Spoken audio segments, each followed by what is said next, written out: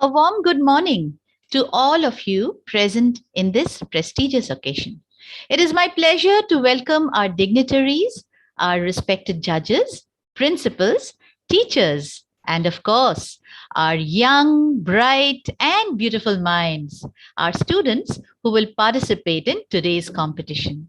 As we begin the session today, I would like to invite our respected principal ma'am of Calcutta Public School, Baguyati, Mrs. Shravani Ganguly, to kindly say a few words.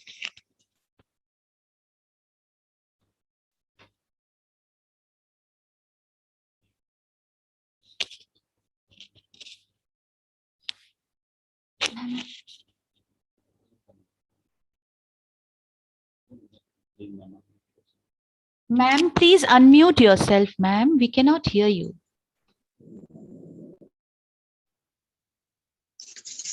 Good morning to all of you and welcome to Father George Hess Literary Competition, especially the declamation of the sub-junior category, which we are about to witness just about a few minutes from now. A very, very warm welcome to all of you on behalf of the Cultural Committee of ASISC and the host school, Calcutta Public School, Baguyati. I extend a warm welcome to the esteemed judges, the principals of schools, the members of ASISC, and my dear participating students, and everybody who has joined to witness the event today. I am very thankful to the esteemed judges who have taken out their most valuable time to judge the occasion today. The British writer Joseph Conrad said, "The air of the new world is favorable to the art of declamation." All the children are ready with their passages for today. Declamation enhances positive thinking among students. It enhances their speaking skills and sparks positive competition. So today we are all ready to see our children with their creative minds putting their best foot forward and charge into the declamation competition, which is just about to begin. And I wish all of you the very, very best for today's occasion. And indeed, we are looking forward to a enjoyable and interesting session. Once again, a big welcome to all of you to the Father George Hess Literary Competition. No precious creature, I would rather crack my sinews, break my back, welcome than receive such a dishonor under oath. Speaker and the context.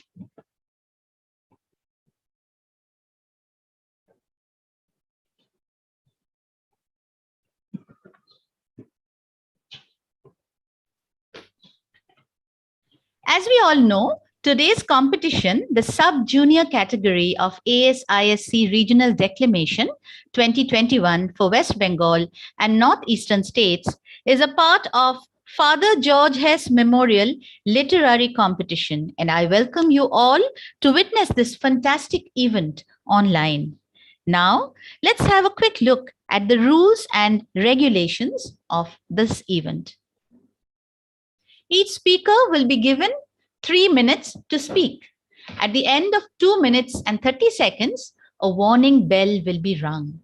The final bell will be sounded at the end of the 3rd minute. Speaking for less than 2 minutes 30 seconds and more than 3 minutes will entail a deduction of 5 marks by each judge. The speaker will be adjudged on the following criteria. The first criteria is clarity, pronunciation, intonation, and poise, which will carry 20 marks. The second criteria is fluency and memorizing, which will carry another 20 marks. And the overall impact of the speech will carry another 10 marks. So students will be evaluated out of a total of 50 marks. Now, I would like to give a gentle reminder to all the students who will participate today. Firstly, please remember, dear students, to mute yourselves and switch off your video in this online meeting and unmute and switch on your video as soon as you are invited to speak. Secondly, I would request all the participants to kindly use the prescribed background as you switch on your videos. Now, let's hear how our bell will sound. As you know, you have a maximum time of 3 minutes to speak. Now, at the end of 2 minutes and 30 seconds, you will hear a warning bell. The warning bell will sound like this. As your 3 minutes time is up, you will hear the final bell. The final bell will sound like this. Okay, understood? Now, it gives me immense pleasure to offer my thanks to our respected judges who have kindly consented to contribute their valuable time and offer their judgment for the competition. We have among us the gracious presence of 3 eminent judges. We have among us Ms. Mitra Somsaha, who is a passionate educator, a motivational speaker, a debater, and a learner for life. Her significant career milestones include being a lecturer of physics for 16 years. She is currently the principal of Swami Vivekananda English Academy, Guwahati. We welcome you, ma'am, at the event today. Our next judge, Professor Debolina Ghosh Das, is a faculty and head of Department of English, Acharya Girish Chandra Bose College. Her research interest lies in diasporic literature. She completed her MA in English from the University of Calcutta and BA Honours from Bethune College. She is an avid reader and takes interest in academic and extracurricular activities. We welcome you, ma'am, at the event today. Our third judge, Mr. Oritrik Datta Chaudhary, is a faculty in the Department of English, Acharya Girish Chandra Bose College. He is also a visiting faculty in the PG section of Bashanti Devi College and in Department of English, Techno Internationals, Newtown. Besides his academic inclinations, he also takes keen interest in literary spheres and public speaking. We welcome you, sir, at the event today. Now comes the time of action. We have been all eagerly waiting for this moment to come. The declamation time, dear participants. Here's wishing loads of good luck to all of you. I'll be calling out your names one by one, and you will switch on your videos and unmute yourself and start speaking immediately. Is it okay? I now request our judges to kindly lend their ear to our first speaker of today, Abhigyan Paul. Abhigyan, are you there? Yes, ma'am. Yeah, please switch on your video.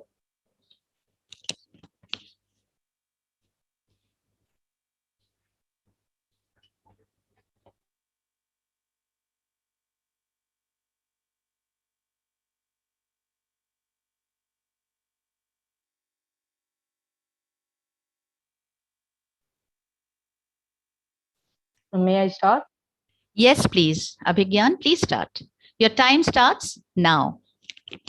Good morning. My name is Abhigyan Pal. I study in class 7 and today I will be presenting President Obama's Nobel Prize acceptance speech given on 10th December 2009 at Oslo, Norway.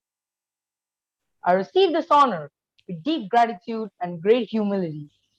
Compared to some of the giants of history who received this prize, King, Marshall, and Mandela, my accomplishments are slight. I come here today filled with difficult questions about the relationship between war and peace. We must begin by acknowledging the hard truth that we cannot eradicate violent conflict in our lifetimes. There will be times when nations will find the use of force not only necessary but morally justified. I make this statement mindful of what Martin Luther King Jr. said in the same ceremony years ago. Violence never brings permanent peace. It solves no social problems. It merely creates new and more complicated ones.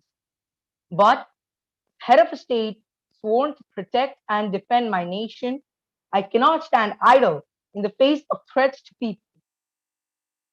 The service and sacrifice of our soldiers has promoted peace and prosperity from Germany to Korea and enabled democracy in places like the Balkans.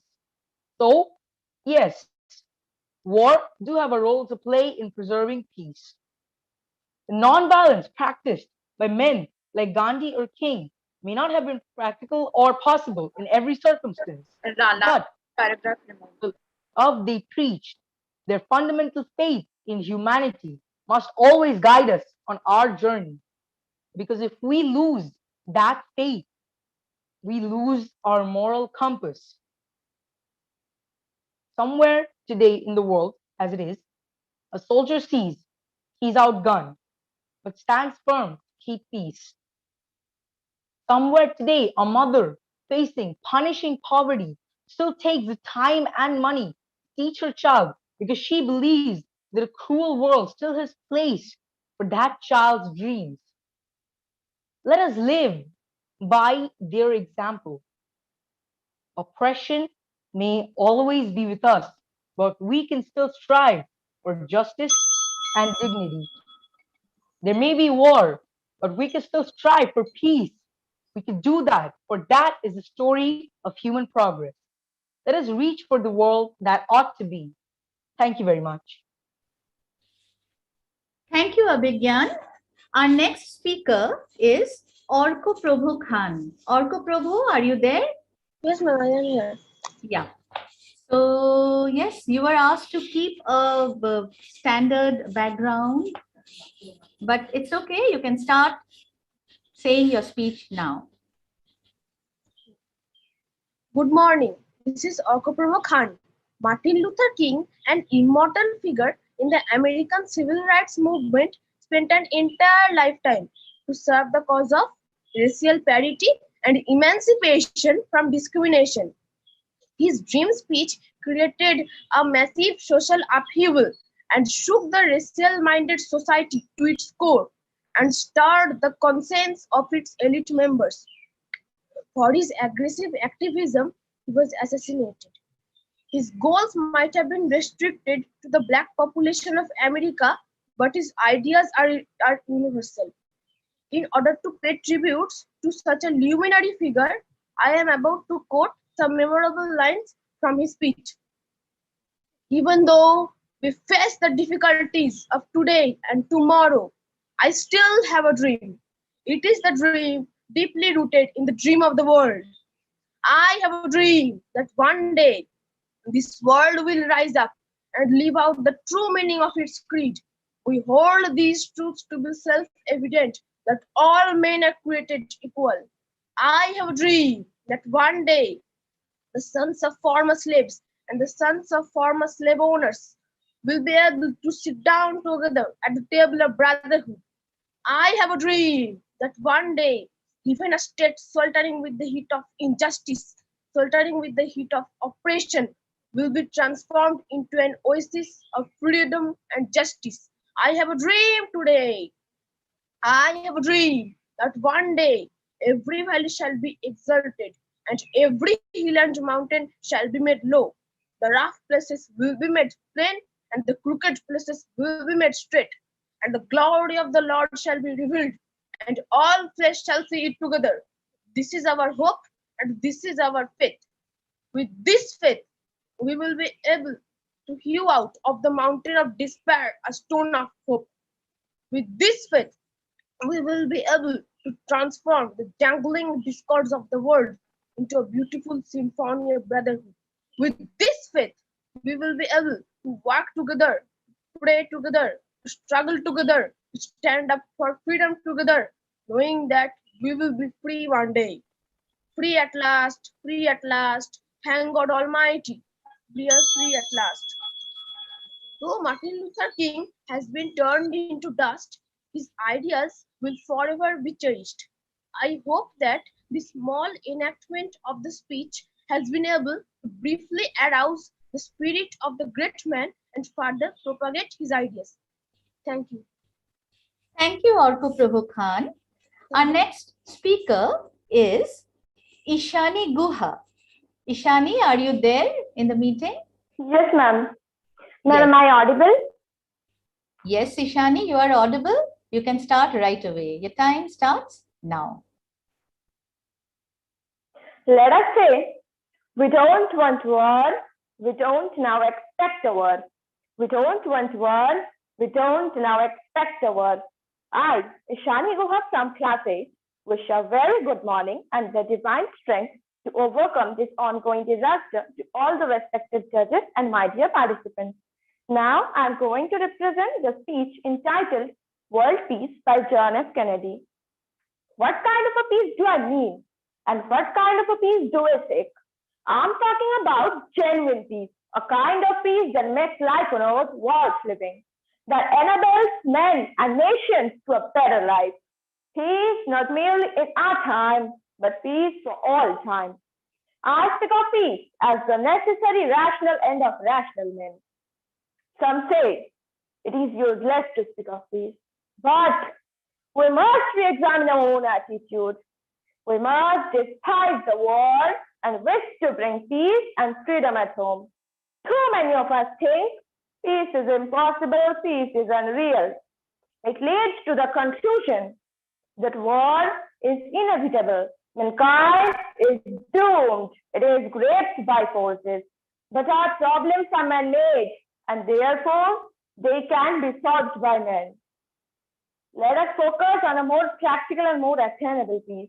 There is no single simple key to this peace, no grand or magic formula to this peace. Genuine peace must be the project of many nations. The sum of many acts must be dynamic, not static. So let us not be blind to our differences. Our most basic common link is that we all inhabit this small planet, breathe the same air. We all cherish our children's future and we all are mortal. Let us safeguard the human interest, the national interest, and the future generations. I now declare that the United States doesn't propose to conduct the nuclear tests in the atmosphere so long as other states do not do so.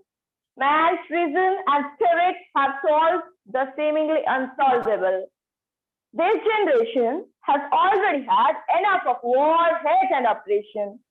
We shall be alert to try to stop it. We shall be prepared if others wish it. We must labor on not towards the strategy of annihilation, but towards the strategy of peace. So let us again say, we don't want war, we don't now expect a war. We don't want war, we don't now expect a war. Thank you and have a nice day. Thank you, Ishani Guha. Our next speaker is Aparajita Pal. Aparajita, are you there in the meeting? Yes, You can ma'am. switch off your video, Ishani. Let's have Aparajita Pal. Yes, ma'am. Ma'am, I can start now. Just a moment. Yes, okay. You can start, Aparajita. Your time starts now. Okay, ma'am. Good morning, everyone. I am Aprajita Pal of class 18. I am going to speak Mother Teresa's famous speech on the day she won the Nobel Prize. Just spread that joy of loving to service and Jesus Christ. He loved you and loved me, and he gave his life for us. And that was not just enough for him. He kept on saying, loved as I loved you, love as I love you now, and love, how do we have to love in the giving? For he gave his life for us. I'm sure in the family and many of our homes, maybe, we are not hungry for a piece of bread, but maybe there is somebody there in the family who is unwanted, unloved, unscared, forgotten. There isn't love. Love begins at home, and love to be true has to be heard. Peace and war begin at home. If we truly want peace in the world, let us begin by loving one another. in our own families. If we want to spread joy, we need for every family member to have joy. Love cannot remain by itself. It has no meaning. Love has to be put into action, and that action is service. There are many such examples in my life which had happened every day, but here is one of them which I'm going to share with you all. One evening, one gentleman came to my house and said, "Please help. There is one Hindu family with 8 children and their mother who had not eaten for a long time."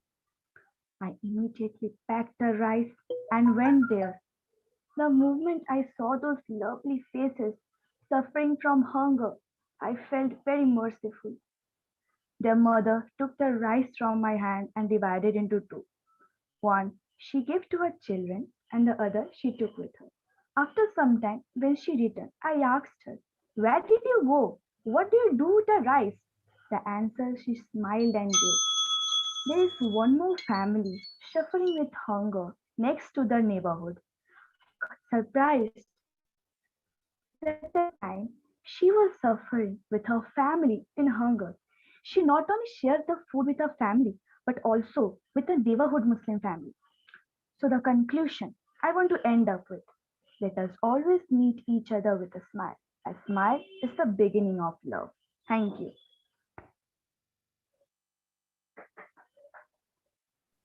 Thank you, Aparajita. That was, you can switch off your video. We now have Arju Sharkar. Arju Sharkar, are you there?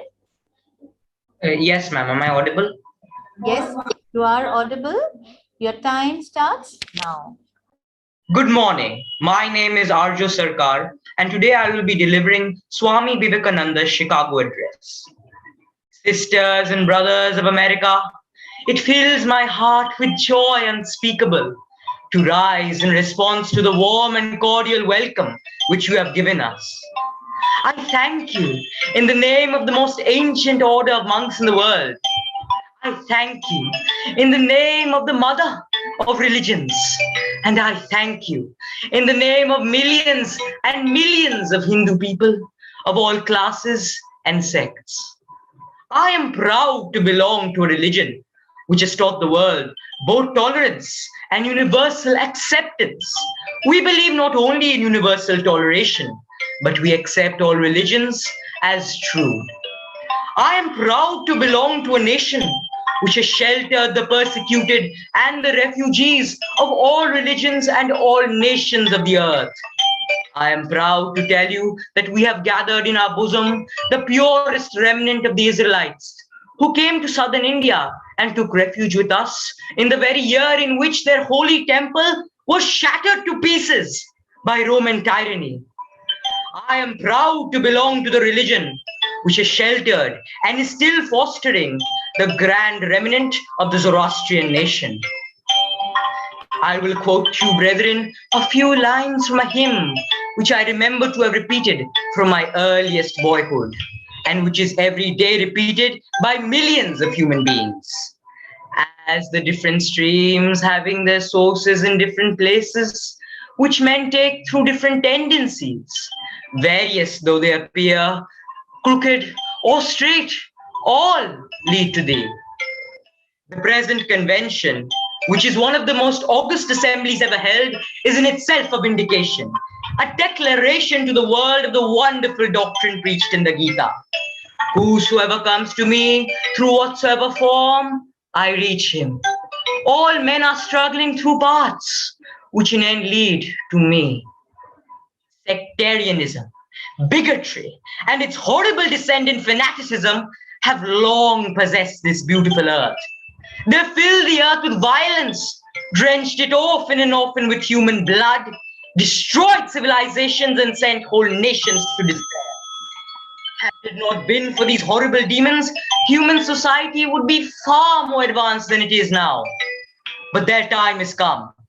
And I fervently hope that the bell that tolled this morning in honor of this convention may be the death knell of all fanaticism, of all persecutions with the sword or with the pen, and of all uncharitable feelings. between persons wending their way to the same goal. Thank you.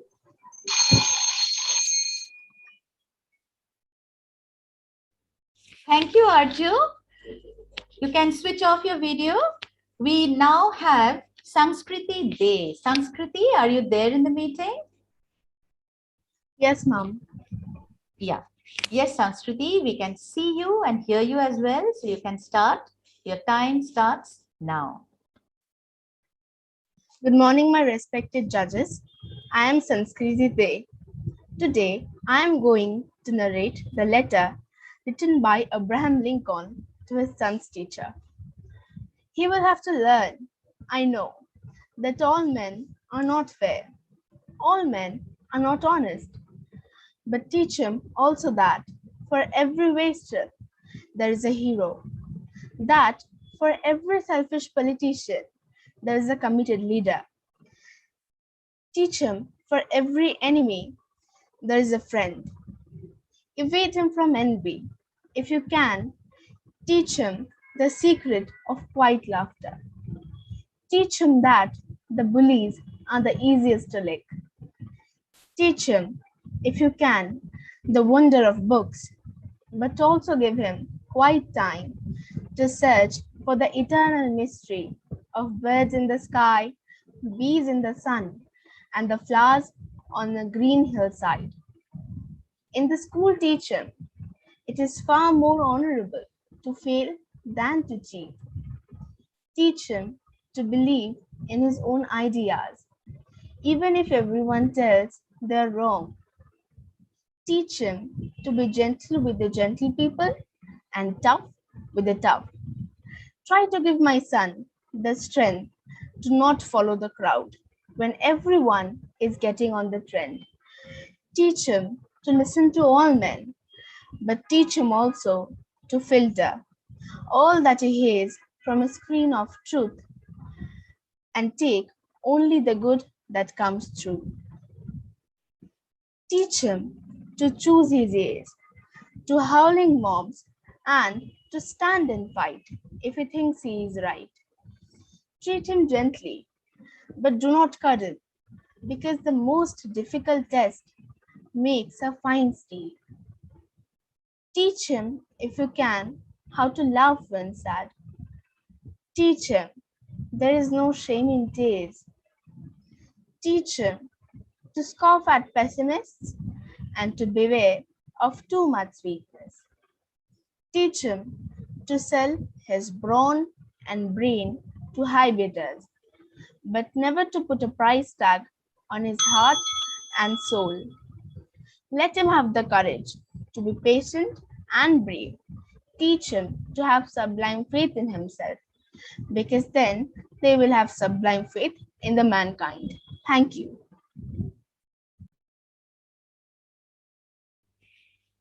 Thank you, Sanskriti. We now have Sanchari Giri. Sanchari, are you there in the meeting? Yes, ma'am. Okay, Sanchari, please switch on your video. Yes, ma'am, I have switched on. Okay. So, yes, you are audible. We can hear you as well as see you. Your time starts now. Good morning. Today, I, Sanchari Giri, am going to deliver excerpts from Nelson Mandela's speech on apartheid before the esteemed audience. This great statesman is a role model for all working for the betterment of humanity. Friends, ladies and gentlemen, I am indeed truly humbled to be standing here today to receive this year's Nobel Peace Prize. I am here today as nothing more than a representative of the millions of people across the globe, the anti-apartheid movement, the governments and organizations that joined with us, not to fight against South Africa as a country or any of its peoples, but to oppose an inhuman system and sue for a speedy end to the apartheid crime against humanity. These countless human beings, both inside and outside our country, had the nobility of spirit to stand in the path of tyranny and injustice without seeking self-esteem. They recognized that an injury to one is an injury to all, and therefore acted together in defense of justice and a common human decency. Because of their courage and persistence for many years, we can today even set the dates when all humanity will join together to celebrate one of the outstanding human victories of our century. There are still some within our country who wrongly believe they can make a contribution to the cause of justice and peace by clinging to the shibboleths that have been proved to spell nothing but disaster.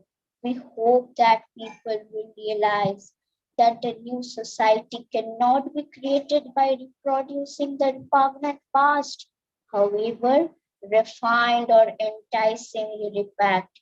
Let the strivings of us all prove Martin Luther King Jr. to have been correct when he said that when he said that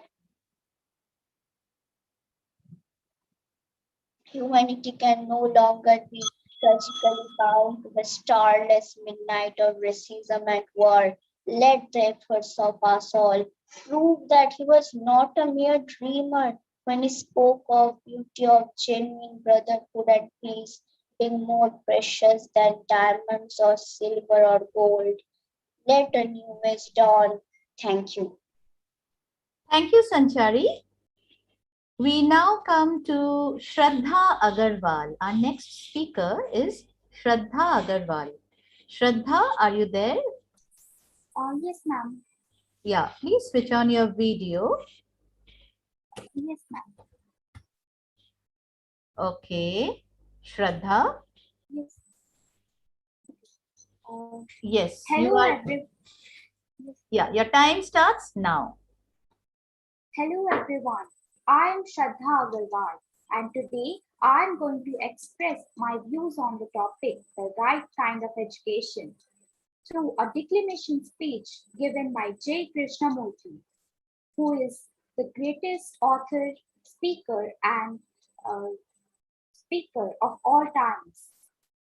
The ignorant man is not the unlearned, but he who does not know himself, and the learned man is stupid when he relies on books, on knowledge, and on authority to give him understanding.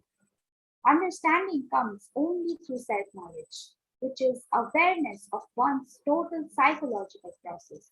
Thus, education in the true sense is the understanding of oneself, for it is within each one of us that the whole of existence is gathered.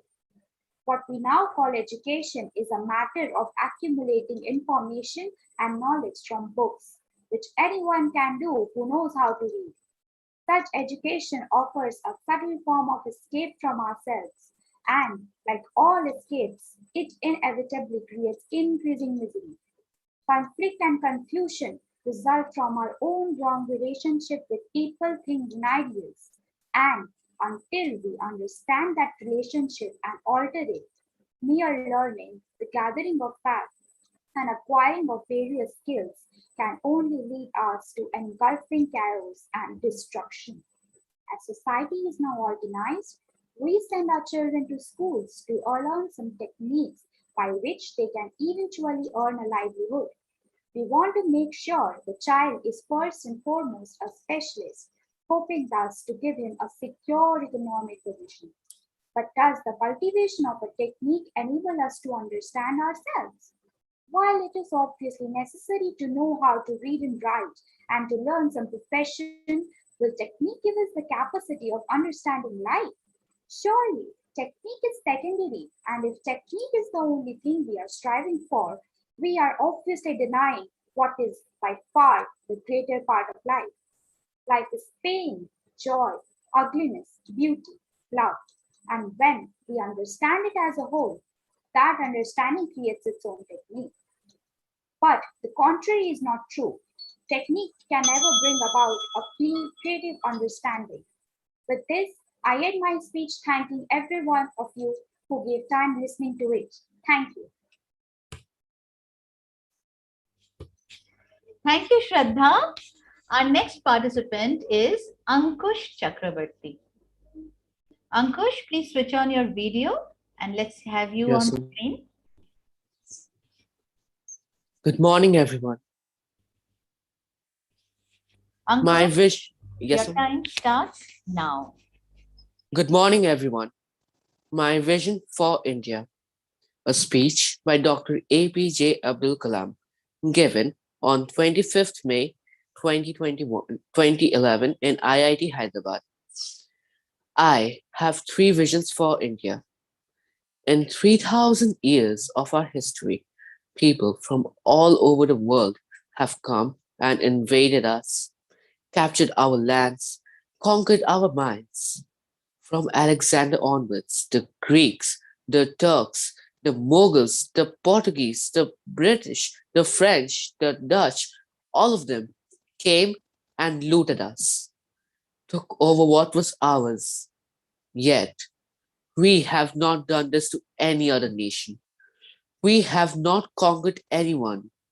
We have not grabbed their land, their culture, and their history and tried to enforce our way of life on them. Why?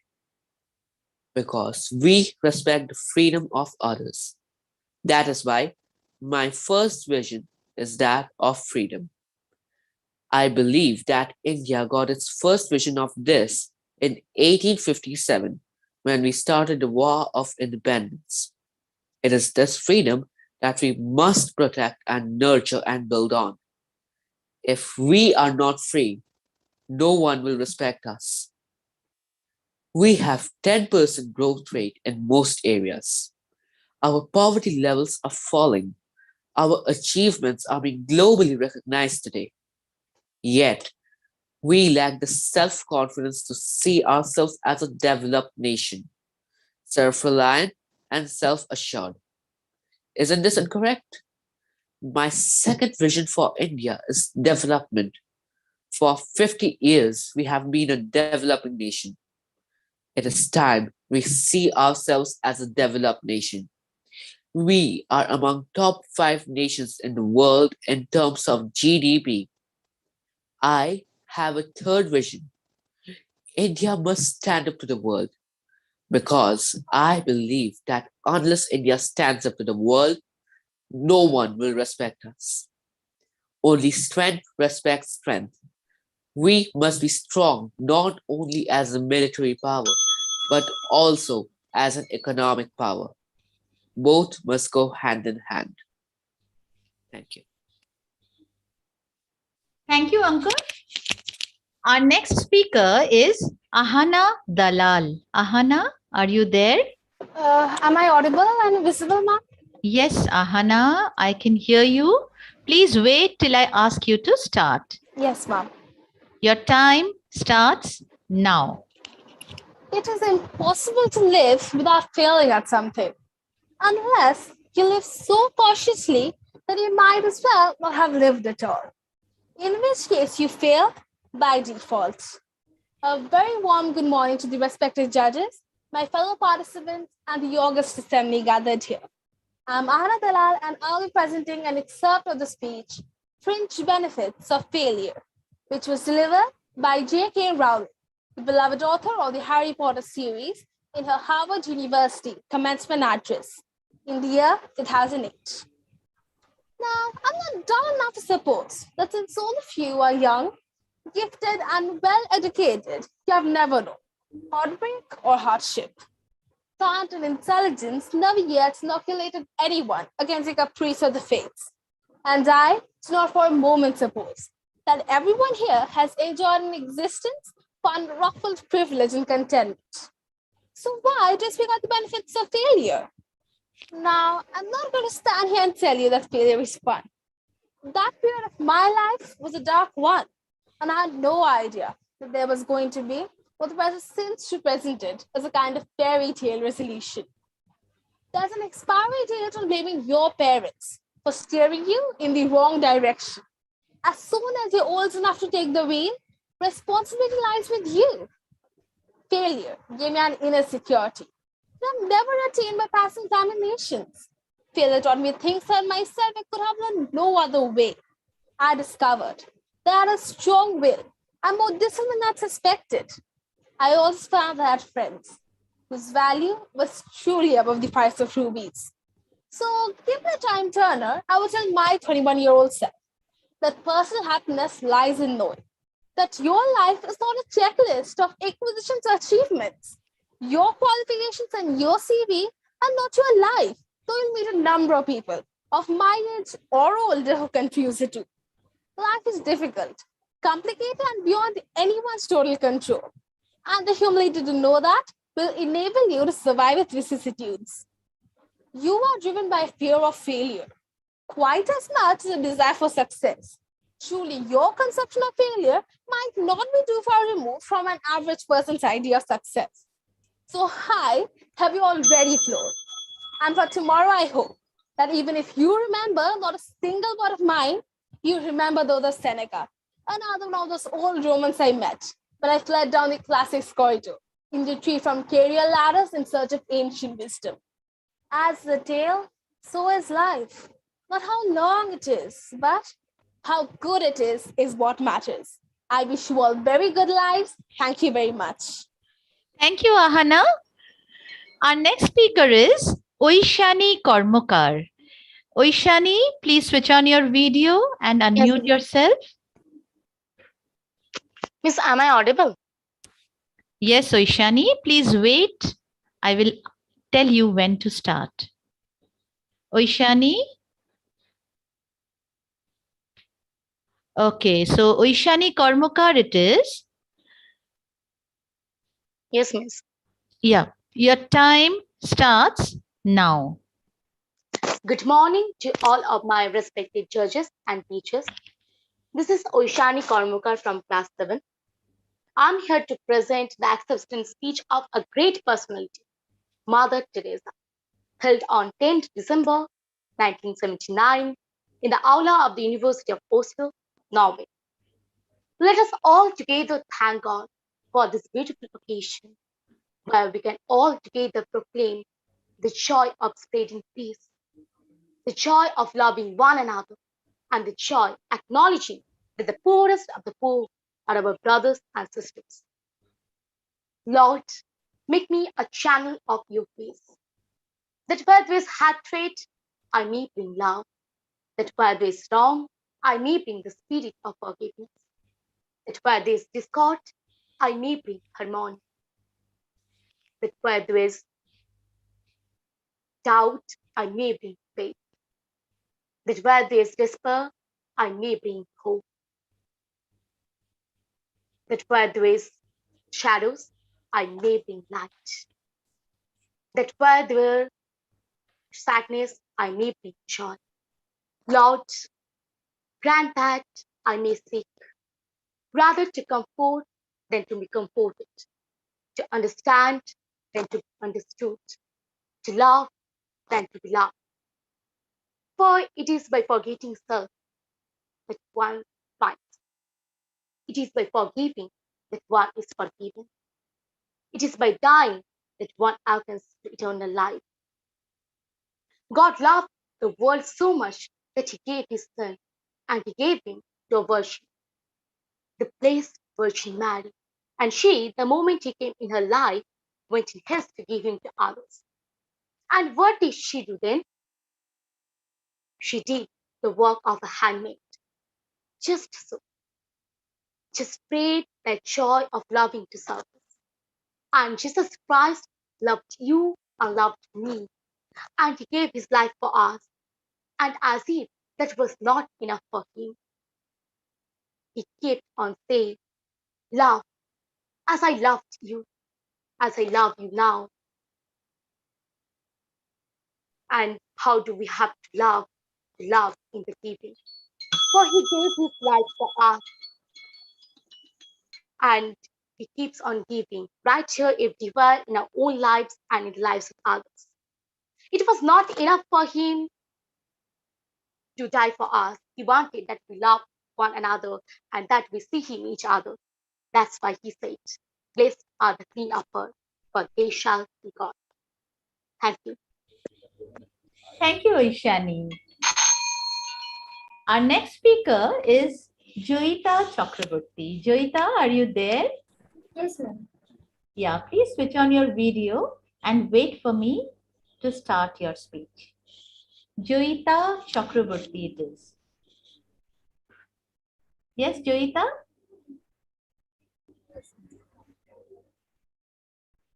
Okay. So, yes, Joyita, your time starts now. A very good morning to one and all.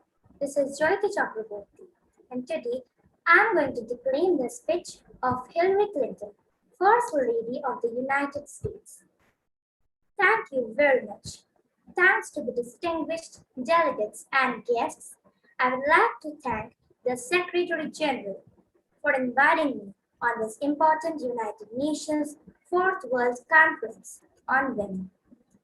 The international community has long acknowledged that both women and men are entitled to a range of protections and personal freedoms, from the right of personal security to the right to determine freely the number and spacing of the children they bear.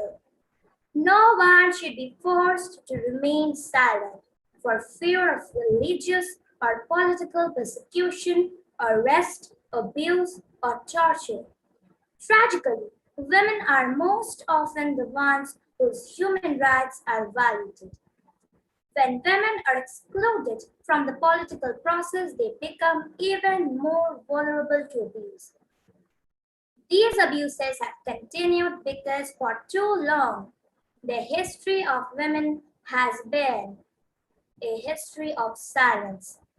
Even today, there are those who are trying to silence our words. But the voices of this conference must be heard loud and clear. It is a violation of human rights when babies are denied food or drowned or suffocated or their spines broken simply because they are born girls. It is a violation of human rights when women are denied the right to plan their own families, and that includes being forced to have abortions or being sterilized against their will. If there is one message that echoes forth from this conference, it is that human rights are women's rights and women's rights are human's rights. Let this conference be our and the world's call to action. And among those rights are the right to speak freely and the right to be heard. Let us heed the call so we can create a world in which every woman is treated with respect and dignity. God's blessings on you, your work, and all who will benefit from it. Godspeed and thank you very much.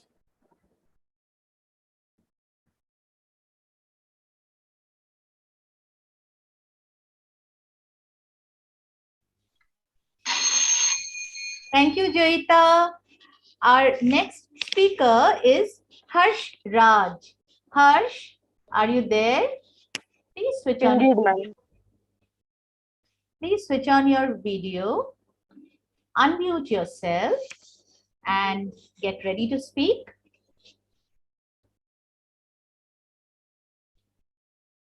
Morning, everyone.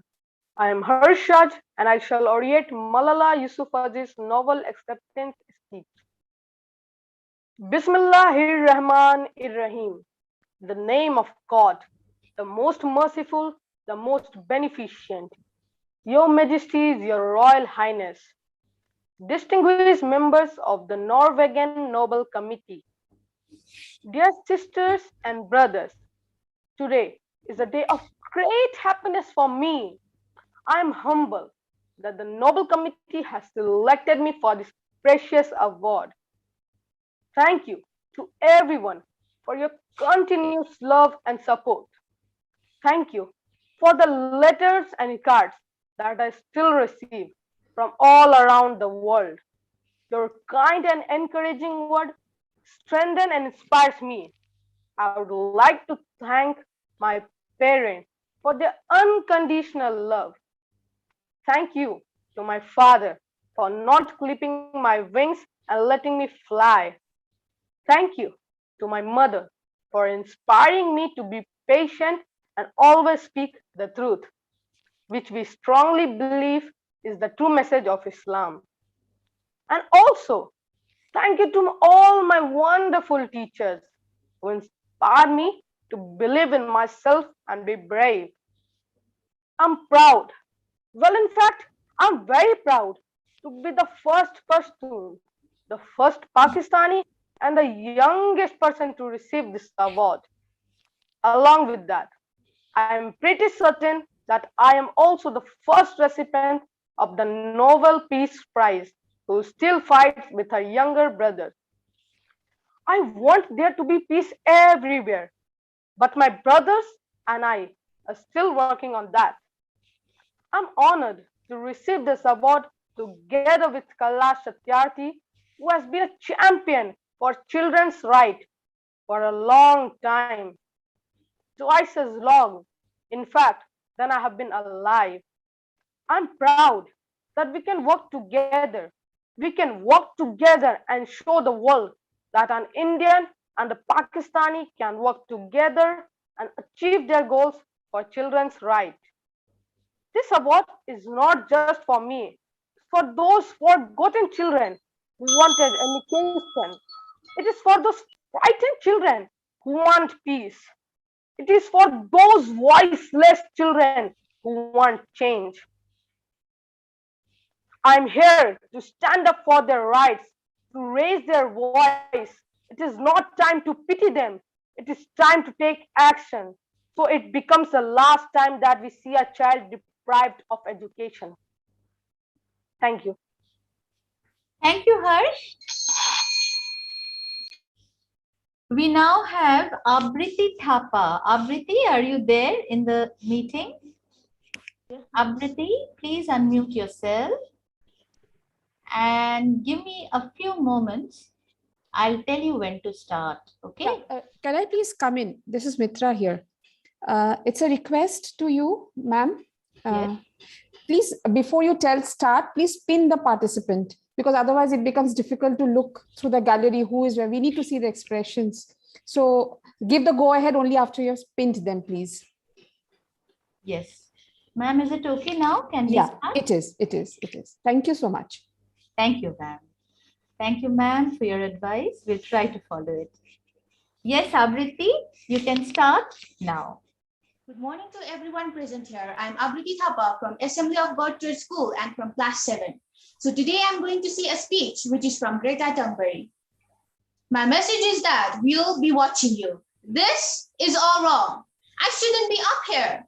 I should be back in school on the other side of ocean.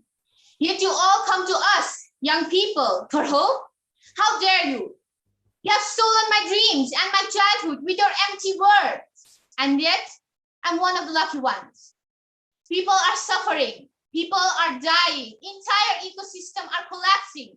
We are in the beginning of a mass extinction. And all you can talk about is money and fairy tales of internal economic growth.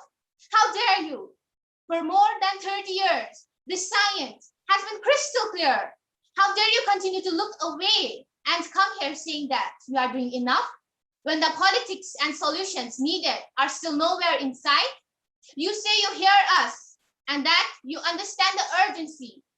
But no matter how sad and angry I am, I do not want to believe that, because if you really understood the situation and still kept on failing to act, then you would be evil, and that I refuse to believe. The popular idea of cutting our emissions in half in 10 years only gives us a 50% chance of staying below 1.5 degrees and the risk of setting off irreversible chain reactions beyond human control. 50% may be acceptable to you, but those numbers do not include tipping points, most feedback loops, additional warming hidden by the toxic air pollution, or the aspects of equality and climate justice. They also rely on my generation, sucking hundreds of billions of tons of your CO2 out of the air with technologies that barely exist. So a 50% risk, it's simply not acceptable to us. We have to live with the consequences. To have 67% chance of staying below 1.5 degrees below global. How dare you pretend that this can be solved with business as usual or some technical solutions? With today's emission level, the remaining CO2 budget will be entirely gone within less than 8.5 years. There will be not any solutions or plans presented in lines as figures today. Because these numbers are too uncomfortable and you are still not mature enough to tell it like it is, you are failing us, but the young people are starting to understand your betrayal. The eyes of all future generations are upon you. And if you choose to fail us, I say, we will never forgive you. We will not let you get away with this. Right here, right now, is where we draw the line. The world is waking up and the change is coming, whether you like it. Thank you, Abriti. Our next speaker is Reshmi Dasgupta. Ma'am, sorry to interrupt. This is Ahana. Ma'am, just a small announcement.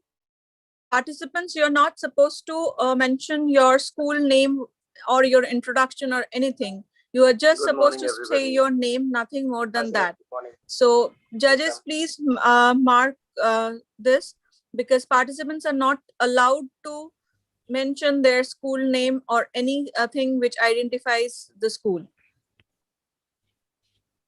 Sure. So I believe Abriti has mentioned her. So yes, that's a valuable advice from you, ma'am, Ahana ma'am. So yes, participants, please make a note of that. From now on, please don't mention the name of your school as you speak. And nothing to worry, Abriti. Your speech is already over. You can switch off your video. We'll move on to the next speaker. Our next speaker is Reshmi Dasgupta. Reshmi, are you there? Ma'am, am I audible? Yes, Reshmi. Your time starts now. Good morning. Today, I will be reciting Shah Rukh Khan's speech about the most valuable gifts he received from his father. My father was very poor. He was unemployed and struggling to make ends meet for the 15 years of my life that I had the privilege of knowing him. Not being able to afford fancy gifts, he would wrap up something old in newspapers and declare it as a birthday gift. When I was 10, he gifted me an old chess set. Now, as cliched as it may sound, chess is a reflection of life. The first thing it teaches you is that every move has a consequence. Sometimes, in order to move forward, you might need to take a few steps back. There is no loss in doing something that hurts in the short run but proves worthwhile in time. Think your moves through so that your life doesn't look as black and white as a chessboard. You cannot get anywhere in chess if you don't look out for the little ones, the small pawns. Life is like that too. If you forget the smallest of your people or become foolish enough to imagine that the little graces you're given are of no value, you end up nowhere. When you look around, you notice tiny things which make your existence privileged and special. Taking your blessings for granted is the most ungracious, both in chess and in life. The next thing my father gave me was a camera, and the most beautiful thing about it was that it did not work. I learned that things don't always have to be functional to fulfill a need, that sometimes when things are broken, the greatest creativity emanates from the fragments. I found myself looking at my world magically through the unusable lens. The fact that there was never any actual photograph taught me my most important lesson yet, that creativity is a process of the soul. It does not need an outcome or a product for the world to accept. It needs only the truth of its own expression. So don't be afraid of your own creativity. It is an expression of your deepest self. Mine is poetry. I write rubbish poetry. It is so bad that sometimes I cringe to read it myself. but I write it. It's mine to make me feel free and happy. So, boys and girls, go forth, be free, have fun, make mistakes. You will succeed because the genes your parents have provided you with will always look after you. And when you succeed, don't forget to thank your least favorite teacher because they actually cared for you the most. Love you all and be happy. Thank you. Thank you, Reshmi. You can switch off your video now. Our next speaker is Sakshi Sa. Sakshi, are you there? Sakshi, yes, ma'am. Please switch on your video. Okay, ma'am. And wait. Good morning, ma'am. Hi, Sakshi Shah. Today I am going to deliver a speech on Abraham Lincoln. Wait, the Gettysburg Address. Sakshi, please wait. I'll ask you, then you start. Please don't speak now.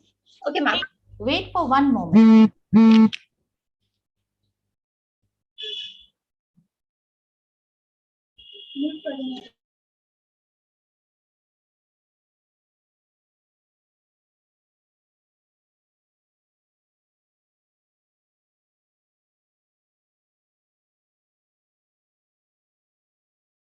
Sakshi, please say something. Are you there? Yes, ma'am. Unmute yourself and please say something. Okay, ma'am. Good morning, ma'am. Yes. I, Sakshi Shah. Today I'm going to deliver a speech on Abraham Lincoln, the Gettysburg Address, 1863. 47 years ago, our father brought forth on this continent a new nation conceived in liberty and dedicated to that proposition that all men are created equal. Now, we are engaged in a great civil war, testing whether that nation or any nation so conceived and so dedicated can long endure. We are met on a great battlefield of that war. We have come to dedicate a portion of that field as a final resting place for those who have given their lives. It is altogether fitting and proper that we should do this. But in a larger sense, we cannot dedicate, we cannot consecrate, we cannot hallow this ground. The brave men living and dead who struggled here have consecrated it for our poor power to add or detract. The world will little know nor long remember what we say here, but it can never be forget what they hear. It is for us that they given an opportunity. So a great task remaining before us, that from honor that we are take increased devotion to that cause for which they gave their last full measure of that devotion, that we here highly resolve that this death shall not have died in vain, that this nation under God shall have a new birth of freedom, and that government of that people, by the people, for the people, shall not perish from the earth. Some quotes from Abraham Lincoln. Whatever you are, be a good one. Thank you. Thank you, Sakshi. You can now switch off your video, and our next speaker is Ankit Mukherjee. Ankit, please unmute yourself. Good morning. And switch on your video. Wait for your turn. Yes, ma'am. Am I audible? Yes, Ankit, you are audible, and your time starts now. A very good morning to one and all present here. This is Ankit Mukherjee, and today I will be delivering the Gettysburg Address delivered by Abraham Lincoln on November 19, 1863. 7 years ago, our fathers brought forth on this continent a new nation conceived in liberty and dedicated to the proposition that all men are created equal. Now we are engaged in a great civil war, testing whether that nation or any nation so conceived and so dedicated can long endure. We are met on a great battlefield of that war. We have come to dedicate a portion of that field as a final resting place for those who here gave their lives that that nation might live. It is altogether fitting and proper that we should do this. But in a larger sense, we cannot dedicate, we cannot consecrate, we cannot hallow this ground. The brave men, living and dead, who struggled here have consecrated it far above our poor power to add or detract. The world will little note, nor long remember what we say here, but it can never forget what they did here. It is for us, the living, rather to be dedicated here to the unfinished work which they who fought here have thus far so nobly advanced. It is rather for us to be here, dedicated to the great task which they who fought here have thus far so nobly advanced. It is rather for us to be here, to the great task remaining before us, that from these honored dead we take increased devotion to that cause, for which they gave the last full measure of devotion, that we here highly resolve that these dead shall not have died in vain, that this nation under God shall have a new birth of freedom, and that government of the people, by the people, for the people, shall not perish from earth. Thank you. Thank you, Ankit Mukherjee. You may now switch off your video. We have our next speaker, Shraddha Bhattacharya. Shraddha, are you there? Yes, ma'am. I'm audible. Am I audible? Yes. Please wait for your turn to speak. Shraddha, yes. Your time starts now. I don't want to be remembered as the girl who was shot by the Taliban. I want to be remembered as the girl who stood up to raise her voice. Good morning, my respected judges. I'm Shraddha Bhattacharya and I want to give a declamation on Malala Yousafzai. Bismillahirrahmanirrahim. In the name of God, the most merciful, the most beneficent. Dear brothers and sisters, it is an honor for me to be here in Birmingham. Birmingham is very special for me because it was here that I found myself alive 7 days after I was shot on 9th October 2012. It is my second home after my beloved home, Pakistan. Doctors and nurses have helped me to recover, and teachers have strived to rehabilitate my educational career. Dear brothers and sisters, I would like to begin with my personal story. In my school in Swat, I was considered to be a good and obedient student, and I used to get top marks in my class. But at the age of 11, I saw terrorism. I saw terrorists were blasting schools and banning education. It was very hard to live in that situation. But the most important thing to me was education, and I wanted to become a doctor. But it was very difficult for me to believe that I would remain uneducated and my dream will not be fulfilled. But I did not remain silent. I had two options. The first one was to remain silent and then die in the terrorism. And the second one was to speak up and then die. And I had chosen the second one. Dear brothers and sisters, my father is my inspiration. He had named me Malala after the famous Pashtun hero Malala of Maiwan. He had named me Malala because she had stood up to raise her voice. If he had not allowed me, I would not have been able to reach here and speak for women empowerment and women education. I'm grateful to my mother, who is brave and courageous. She had always encouraged me to carry on my campaigning for women's rights and education. I'm thankful to my father for not clipping my wings and for letting me fly. I wrote in BBC, I spoke in media channels, and when I started to get response, I realized that our words are powerful. In countries like Pakistan, Syria, India, and many other countries, children were suffering from child labor and child trafficking, and girls were dreaming of becoming musicians, doctors, teachers, politicians. But when they looked at their futures, it was darkness all around. At that time, I realized I must raise my voice for these girls. I am not a lone voice.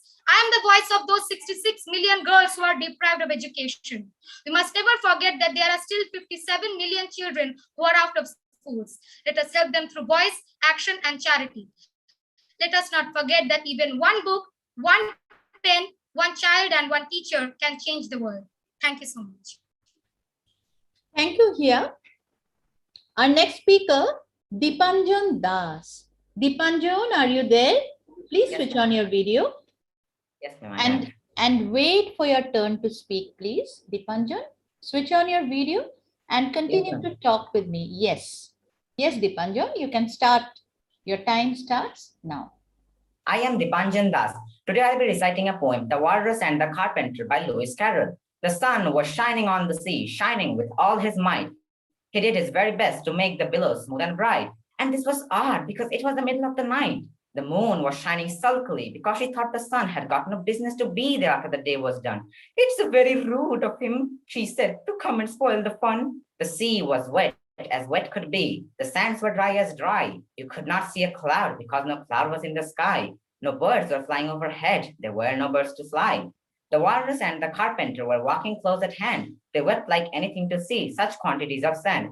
If this were only cleared away, they said it would be grand. If 7 maids with 7 mops swept it for half a year, do you suppose? The walrus said that they could get it clear. I doubted, said the carpenter, shed a bitter tear.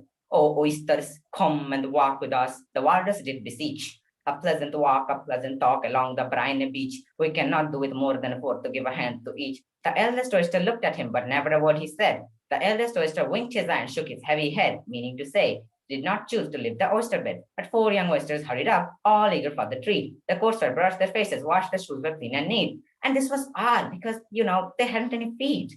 The walrus and the carpenter walked on a mile or so, and then they rested on a rock conveniently low. And all the little oysters stood and waited in a row. The time has come, the walrus said, to talk of many things, of shoes and sheep and sealing wax, of cabbages and kings, and why the sea is boiling hot and whether pigs have wings.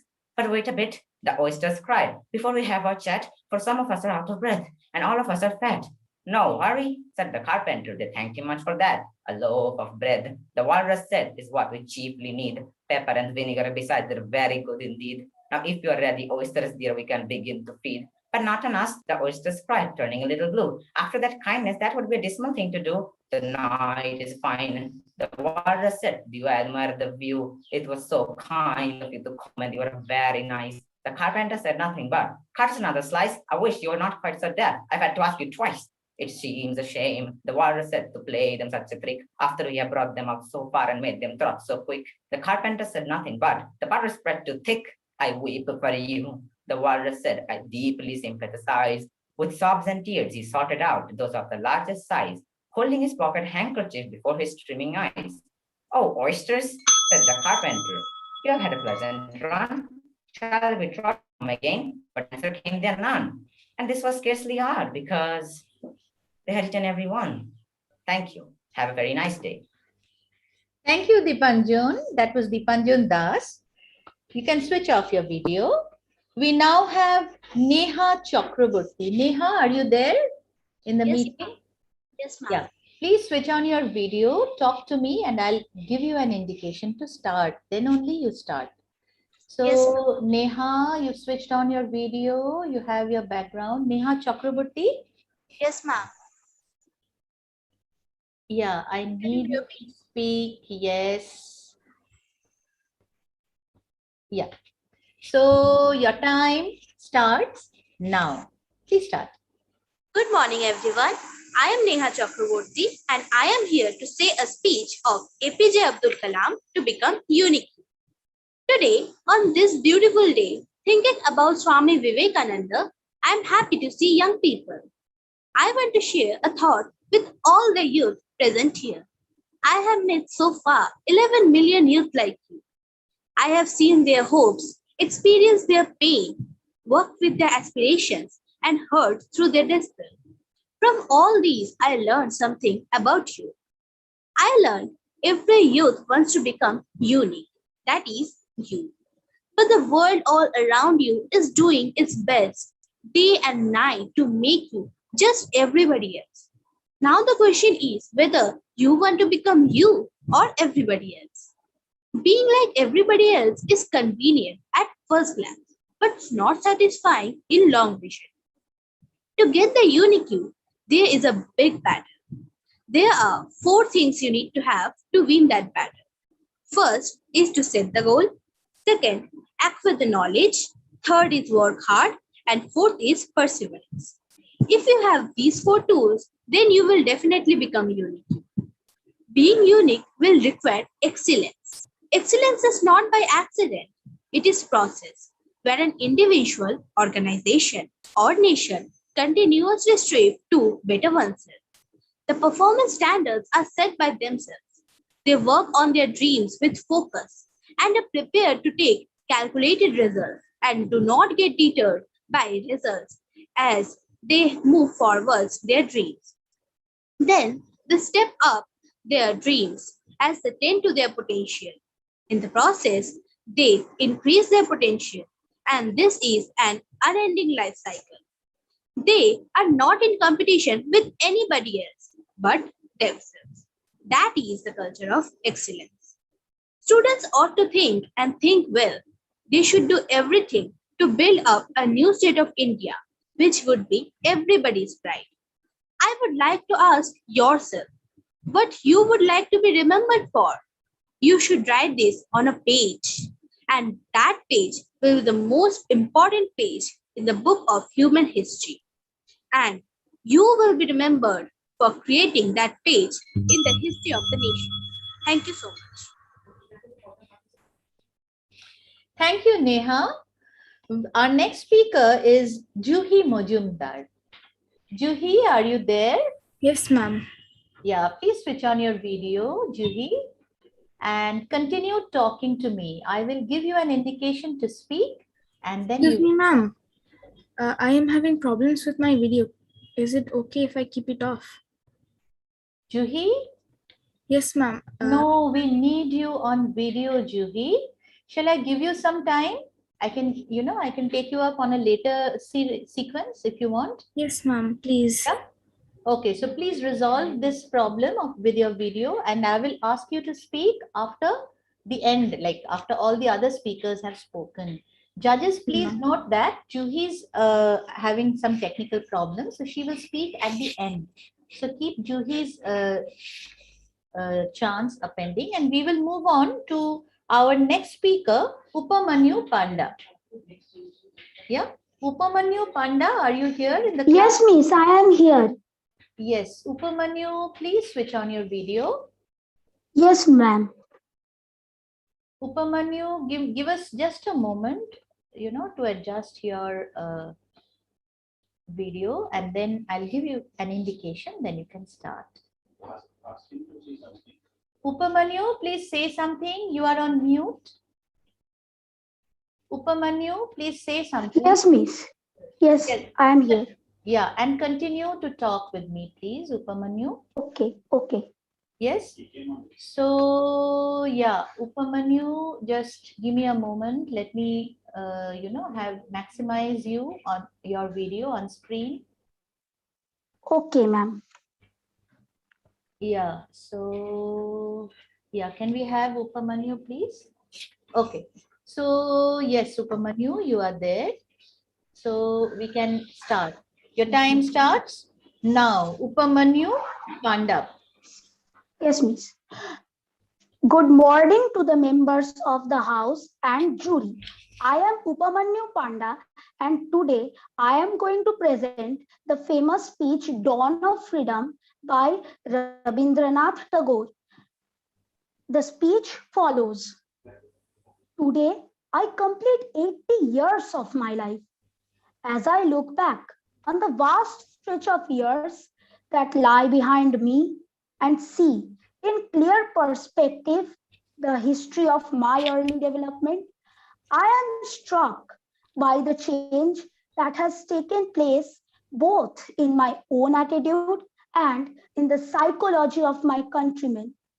A change that carries within it a cause of profound tragedy. Our direct contact with the larger world of men was linked up with the contemporary history of the English people whom we came to know in those earlier days. It was mainly through their mighty literature that we formed our ideas with regard to these newcomers to our Indian shores. In those days, the type of learning that was served out to us was neither plentiful nor diverse, nor was the spirit of scientific inquiry very much in evidence. Thus, their scope being strictly limited, the educated of those days had recourse to English language and literature.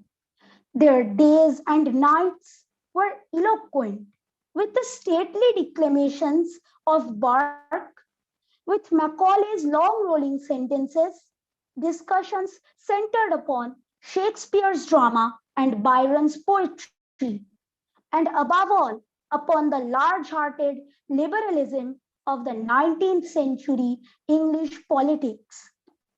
At the time, though tentative attempts were being made to gain our national independence, at heart, we had not lost faith in the generosity of the English race. This belief was so firmly rooted in the sentiments of our leaders as to lead them to hope that the victor would of his own grace pave the path of freedom for the vanquished. This belief was based upon the fact that England at the time provided a shelter to all those who had to flee from persecution in their own country.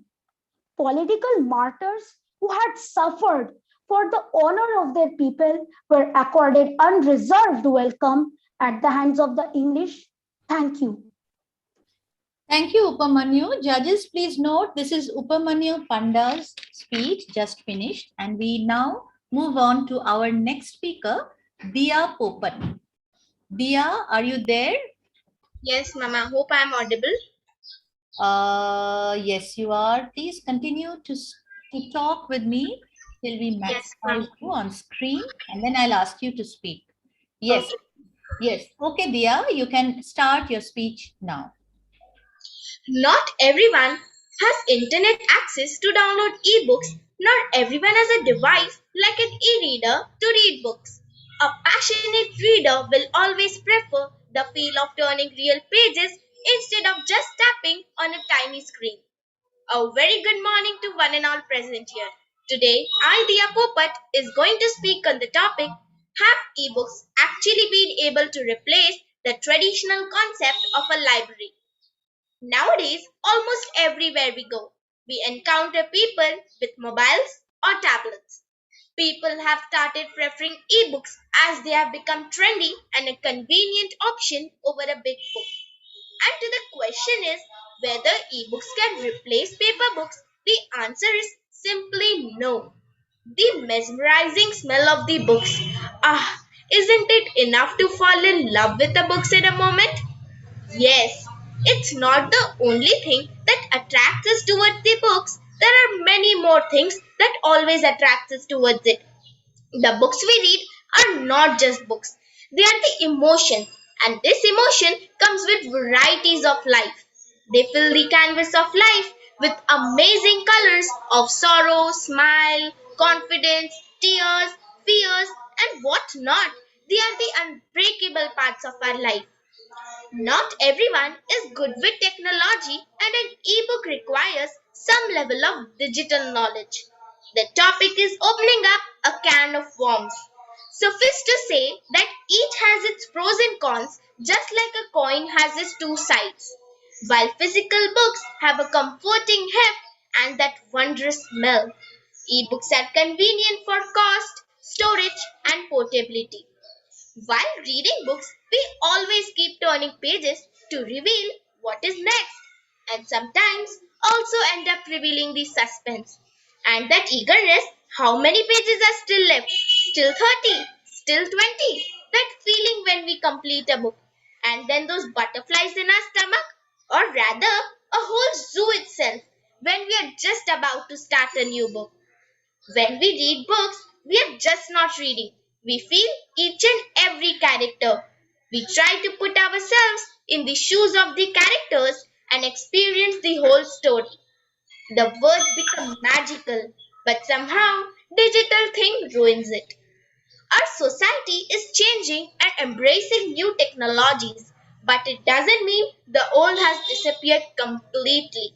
So, from my point of view, no ebook will be able to replace the look and the feel of a book when one pulls it out from a library shelf. At the end, I would like to conclude with the words of Rita Dove. Library is an arena of possibility, opening a window into the soul and the door into the world. Thank you. Thank you. You can now switch off your video, Diya Popat. That was Diya Popat, dear judges. And now we have our next speaker, Shohan Ghosh. Soham, are you there in the meeting? Please switch on your video. Soham Ghosh it is. Yeah, just give me a moment. Let me maximize your view on screen. Just talk to me, Soham. Yes. Yes, ma'am. Yeah, you can start now. Okay, ma'am. Climate activist Greta Thunberg addressed the UN's Climate Action Summit in the New York City on Monday. Here is a transcript of Thunberg's speech, beginning with her response to the question about the message she has for world leaders. My message is that we will be watching you. This is all wrong. I shouldn't be up here. I should be back in school on the other side of the ocean. Yet, you all come to us young people for hope? How dare you? You have stolen my dreams and my childhood with your empty words. And yet, I am one of the lucky ones. People are suffering. People are dying. Entire ecosystems are collapsing. We are at the beginning of a mass extinction. And all you can talk about is money and fairy tales of eternal economic growth. How dare you? For more than 30 years, the science has been crystal clear. How dare you?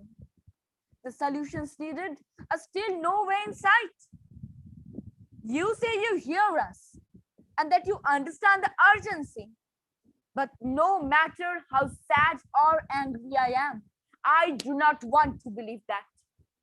For if you really understood the situation and still kept on failing to act, then you would be evil.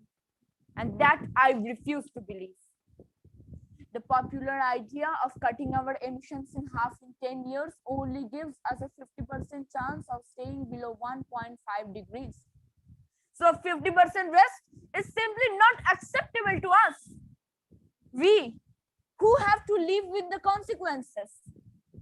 How dare you pretend that this can be solved with just business as usual and some technical solutions? With today's emission levels, that remaining CO2 budget will be entirely gone within less than 8.5 years. There will not be any solutions or plans present in the line to deal with the numbers here today. For these figures are too uncomfortable, and you are still not mature enough to tell it like it is. You are failing us. But the young people are starting to understand the betrayal. The eyes of all future generations are upon you. And if you choose to fail us, I say we will never forgive you. We will not let you get away with this. Right here, right now is where we draw the line. The world is waking up and change is coming, whether you like it or not. Thank you. Thank you, Soham. Thank you, Soham. So our next, you can switch off your video, Soham.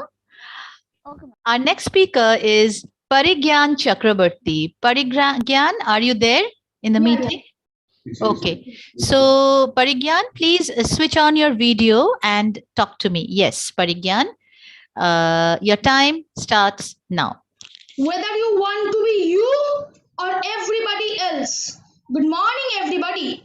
Today I am going to participate in the declamation on a speech given by Bharat Ratna Dr. APJ Abdul Kalam, the renowned scientist and the former President of India, on youth power at IIT Madras on 6 January 2011. Today, on this beautiful day, thinking about Swami Vivekananda, I'm happy to see young people. I learned every youth wants to be unique. Every youth wants to be unique. That is you. But the world around you is doing its best day and night to make you just everybody else. Now the question is whether you want to be you or everybody else. Being like everybody else is convenient at the first glance, but not satisfying in the long vision. The challenge, therefore, my young friends, is that you have to fight the hardest battle, which any human being can ever imagine, and never stop fighting until you arrive at your destined place. That is the unique you. To get the unique you, I say big battle. The battle means you don't need to take a gun. The battle means you have to have 4 unique things. 4 unique tools you must have in that battle. One is you have to set the goal. The second one is acquire the knowledge continuously. And the third one is hard work with devotion. And fourth is perseverance. If you have these 4 unique tools, you will definitely become unique you. Being unique will require excellence. You should stand for a culture of excellence. The excellence not by accident. It's the process where an individual, organization, or nation continuously strives to better oneself.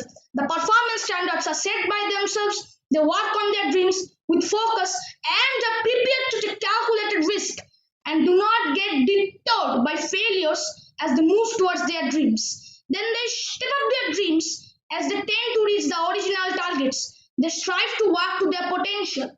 In the process, they increase their performance, thereby multiplying further their potential. This is an unending life cycle phenomenon, culture of excellence.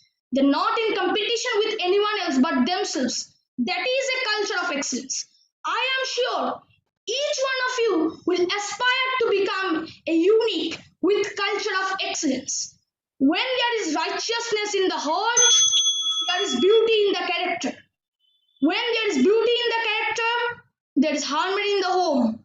When there is harmony in the home, there is an order in the nation. When there is order in the nation, there is peace in the world.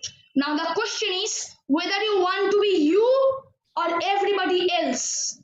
Thank you. Thank you, Parigyan. You can switch off your video now. We now have Titash Das. Titash, are you there? Yes, ma'am. Please switch on your video. Ma'am, Yes. am I Yeah. audible and visible clearly? Yes, Titash, we can see you and hear you properly. So your time starts now. Good morning. I'm Tita Stash. Today I'm going to deliver a portion of Helen Keller's speech, which was delivered at Lions International Convention, Cedar Point, Ohio. Try to imagine how you would feel if you were suddenly stricken blind today. Picture yourself stumbling and groping at noonday as in the night. Your walk, your independence gone. You have heard how through a little word dropped from the fingers of another, a ray of light from another soul touched the darkness of my mind, and I found myself, found the world, found God. It is because my teacher learned about me and broke to the dark, silent imprisonment which held me, that I am able to walk for myself and for others. It is the caring we want more than money.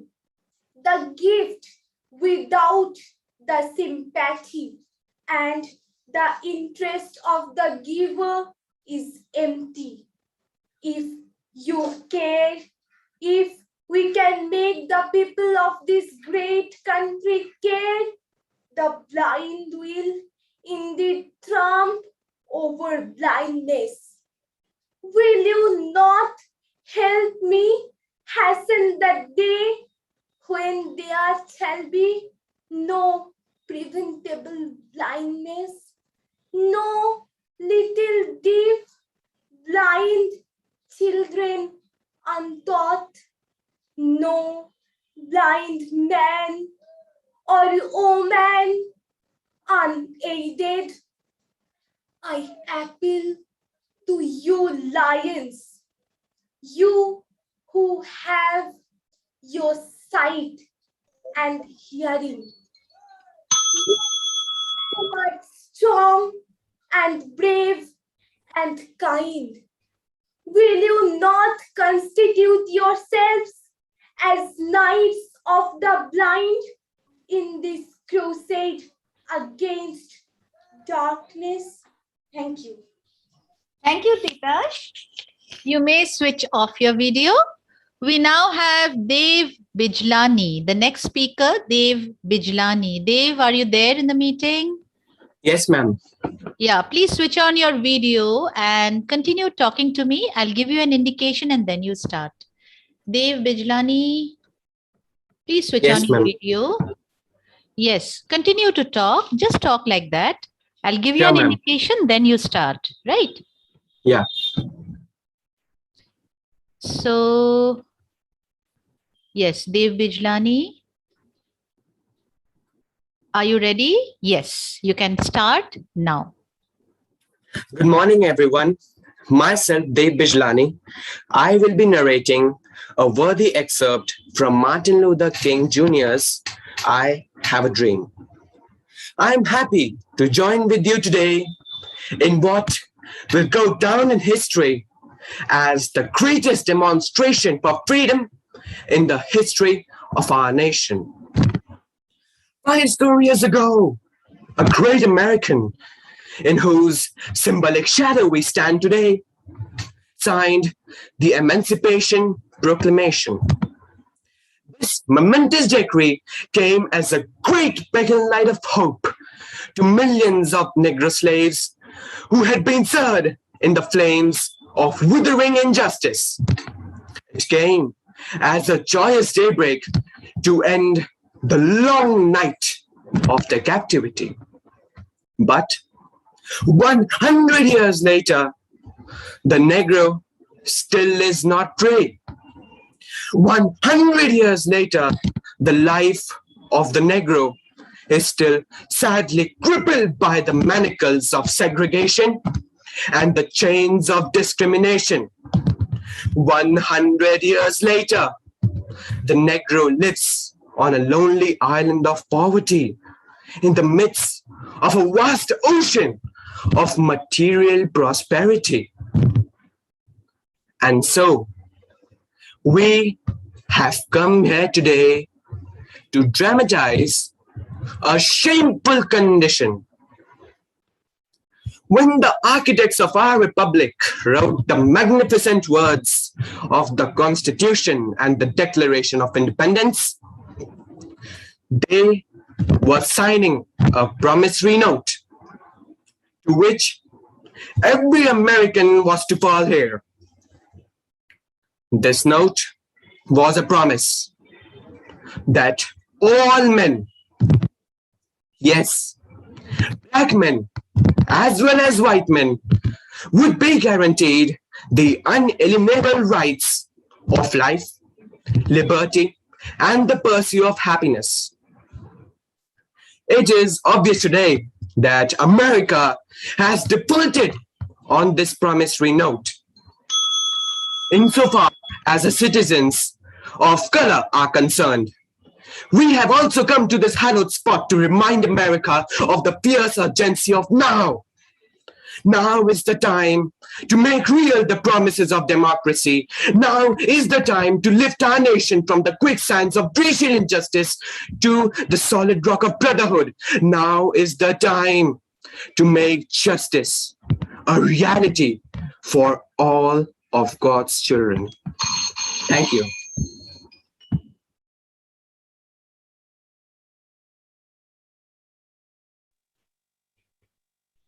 Thank you, Dave. You can switch off your video. Now we have our next speaker, Jeffrey Raymond Moriera. Jeffrey, are you there in the meeting? Yes, ma'am. Yes, ma'am. Okay, so yeah, switch on your video and continue to talk to me. And I'll give you an indication and you will start. Okay, Jeffrey? Yes. Yes, ma'am. Yes, ma'am. Understood. Yeah. So your time starts now. Good morning to all the eminent people present in this virtual meet and all my friends eager to deliver their speeches. I, Jeffrey Raymond Morera, come before you this morning with a speech that I myself feel so strongly about. Climate and environment. Climate activist Greta Thunberg addressed the UN's Climate Action Summit in New York City.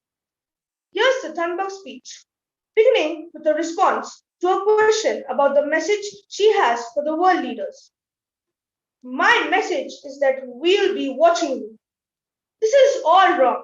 I shouldn't be up here. I should be back in school on the other side of the ocean. Yet you all come to us young people for hope. How dare you? You have stolen my dreams and my childhood with your empty words. And yet, I'm one of the lucky ones. People are suffering. People are dying. Entire ecosystems are collapsing. We are in the beginning of a mass extinction. And all you can talk about is money and fairy tales of eternal economic growth. How dare you? For more than 30 years, the science has been crystal clear. How dare you continue to look away and come here saying that you're doing enough when the politics and solutions needed are still nowhere in sight?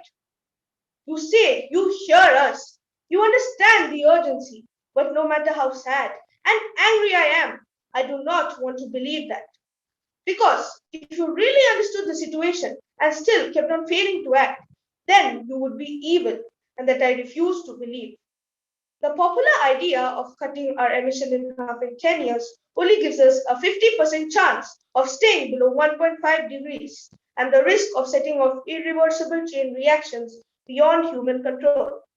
A 50% risk is simply not acceptable to us, we who have to live with the consequences. How dare you pretend that this can be solved with just business as usual and some technical solutions? With today's emission levels, the remaining CO2 budget will be entirely gone within less than 8.5 years. You are failing us, but the young people are starting to understand your betrayal. The eyes of all future generations are upon you, and if you choose to fail us, I say, we will never forgive you. We will not let you get away with this. Right here, right now, is where we draw the line.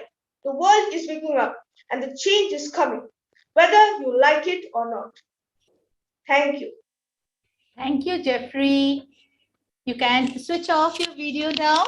Our next speaker is Sri Datri Sadhu. Sri Datri, are you there in the class? Yes, ma'am. Yeah, Sri Datri, please. Yeah, we can see you and your time starts now. The mother and modern youth. The mother said, widen your consciousness to the dimension of the earth, and you will have a place for everything. Sometimes God sends persons to earth to lead us and to guide us along the correct path of life. The mother was one such person. The mother said, to be young is to be always ready to be are in order to become what we must be. Youth is the stage in which we dream and achieve. The mother, as we know, of course, achieved throughout her life and never got discouraged at any setbacks.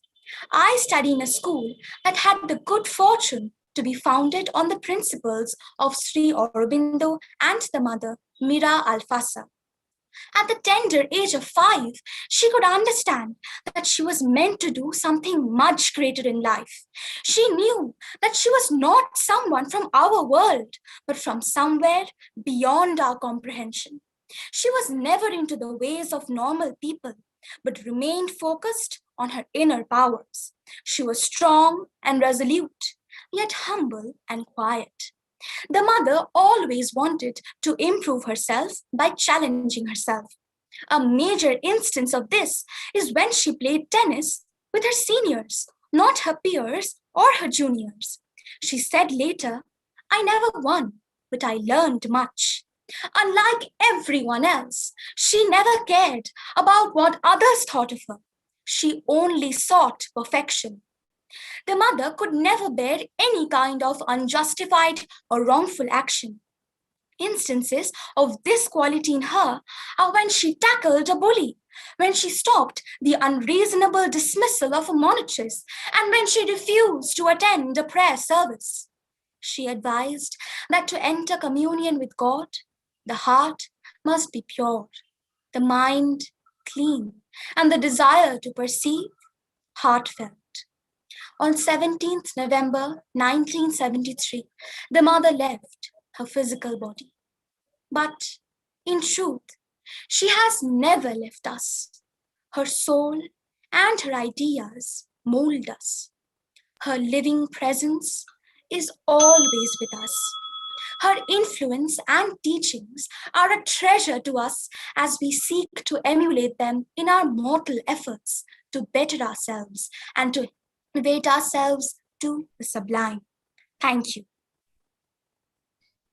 Thank you, Sridatri. You can switch off your video. Our next speaker is Mohammad Jishan. Jishan, are you there? Yes, ma'am. Yeah, Jishan, please switch on your video and continue Yes, to ma'am. talk to me.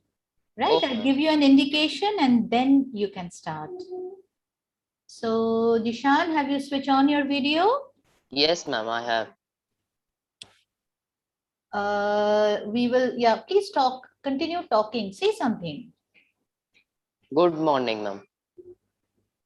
Okay, good morning, Jishan. My name will be Galaxy Tab A. Okay.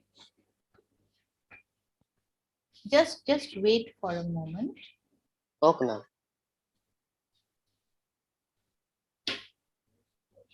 Okay. So, yes.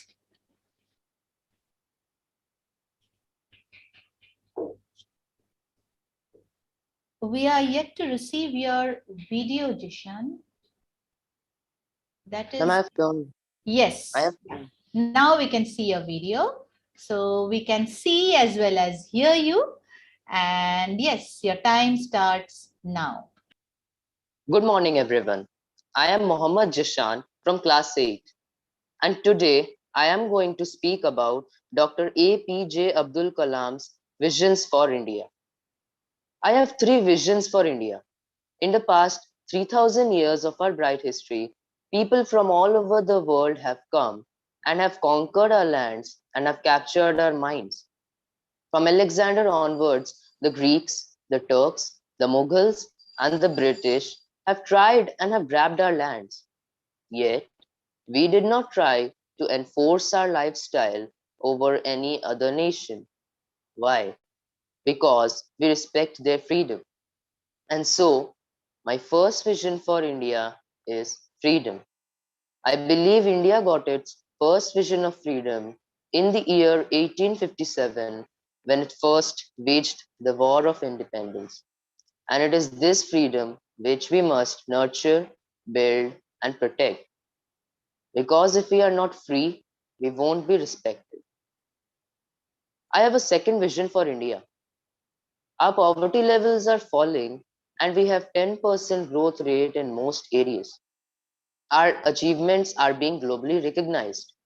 Yet we fail to see ourselves as a developed, self-reliant, and self-assured nation.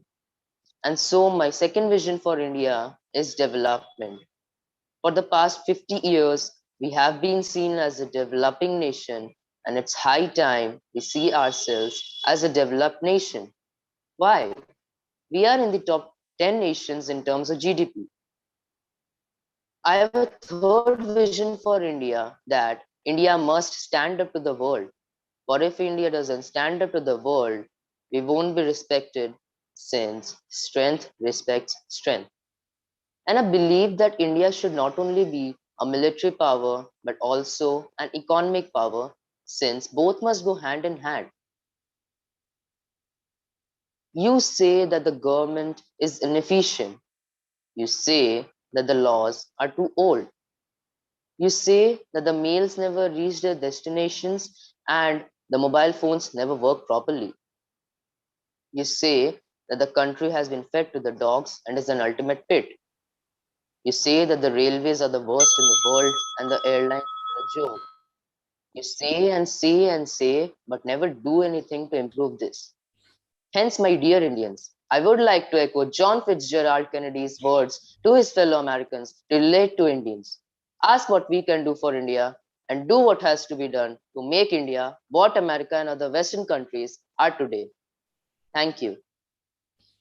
Thank you, Jishan. You can switch off your video. We now have our next speaker, Divya Mishra. Divya, are you there in the meeting? Yes, ma'am. Yeah, please switch on your video and yeah, we can see you as well as hear you. So your time starts now. If I ask you what you need the most to live a happy and successful life, your answer will probably be education. Yes, almost everyone will support that fact. And it is true too. Education is the most powerful weapon which you can use to change this world. Good morning, everyone. Myself, Divya Mishra. I am here to talk about the topic right to education. Education plays an important role in the development of an individual and making a knowledgeable citizen. Education changes the mindset through a continuous process involving research, experiments, and innovation. It is a significant tool used in eliminating poverty, unemployment. Moreover, it enhances the commercial scenarios and benefits the country overall. Education is responsible for an enhanced lifestyle. It gives us career opportunities and increases the quality of life. Education enhances the self-confidence of a person. It is a doorway to success which requires hard work and dedication. Remember, with guns, you can kill terrorists. But with education, you can kill terrorism. Education is a must thing, quoted by modern activist Malala Yousafzai. This quote further justifies Ayos's words. The educated differ from the uneducated as much as the living differ from the dead. These two quotes show the importance of education in everybody's life. According to the Indian sage, the aim of education is second birth. The right to education is a fundamental right, which means children are free and compulsory education from age 6 to 14, and this came into force from 1st April 2010. Indian education system is one of the largest and complex education systems. The history of Indian education system comes from the times of Ramayana and Mahabharata, called as the Gurukula system. They were comprised of gurus and shishyas. No matter whether it is an economic, cultural, or social problem, every problem has a solution, and therefore everybody is entitled to a quality education as a human's right.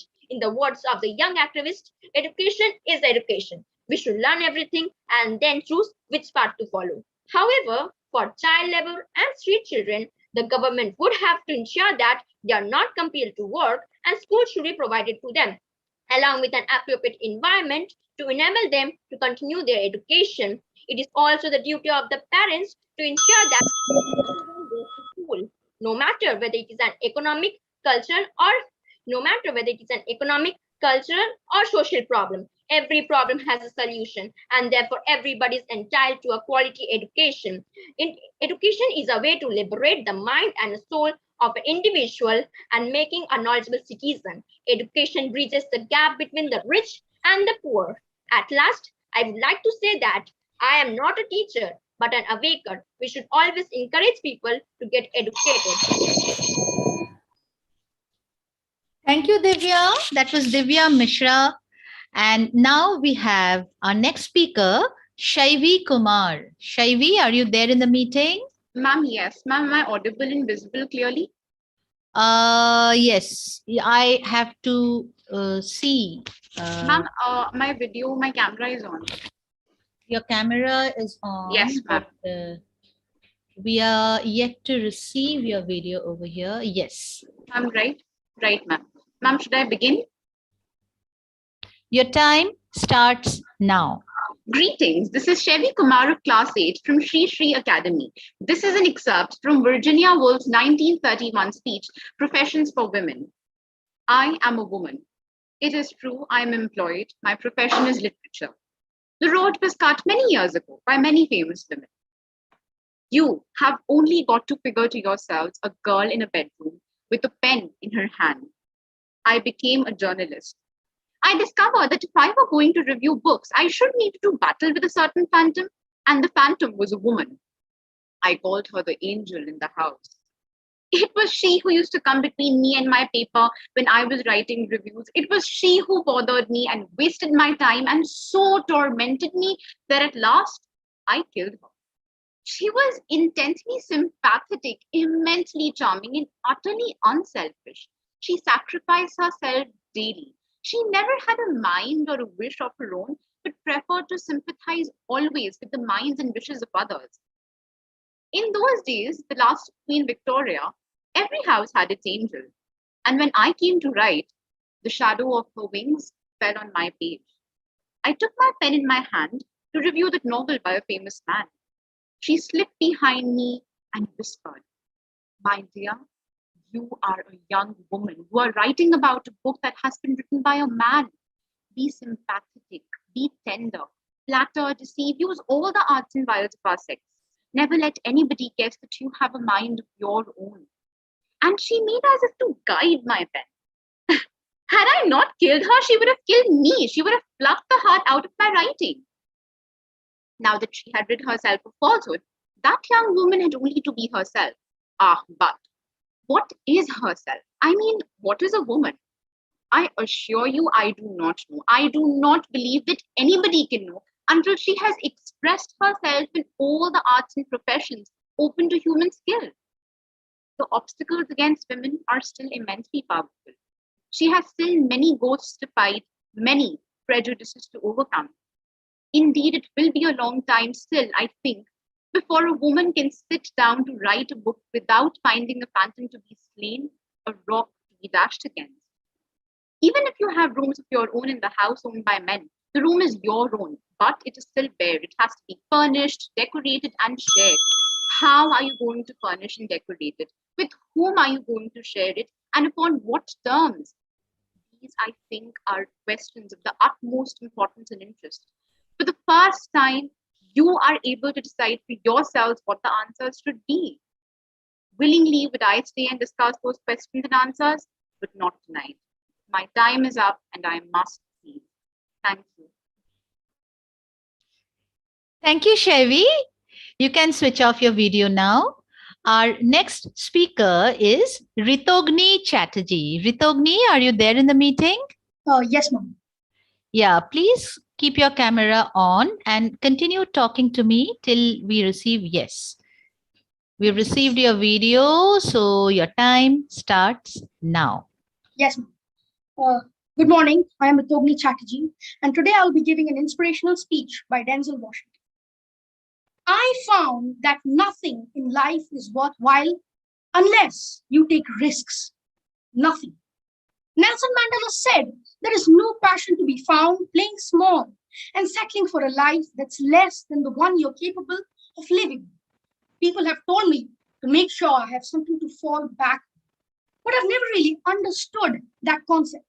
If I'm going to fall, I don't want to fall back on anything except my faith. I want to fall forward. I figure at least this way I will see what I'm going to hit. Don't be afraid to fail. There's an old IQ test with 9 dots, and you have to draw 5 lines with a pencil within these 9 dots. And the only way to do it was to go outside the box. So my point is, don't be afraid to think outside the box. Don't be afraid to fail big, to dream big. But remember, dreams without goals are just dreams. Thomas Alva Edison conducted 1,000 failed experiments because the 1,001st was the light bulb. Fall forward. Every failed experiment is one step closer to success. You will fail.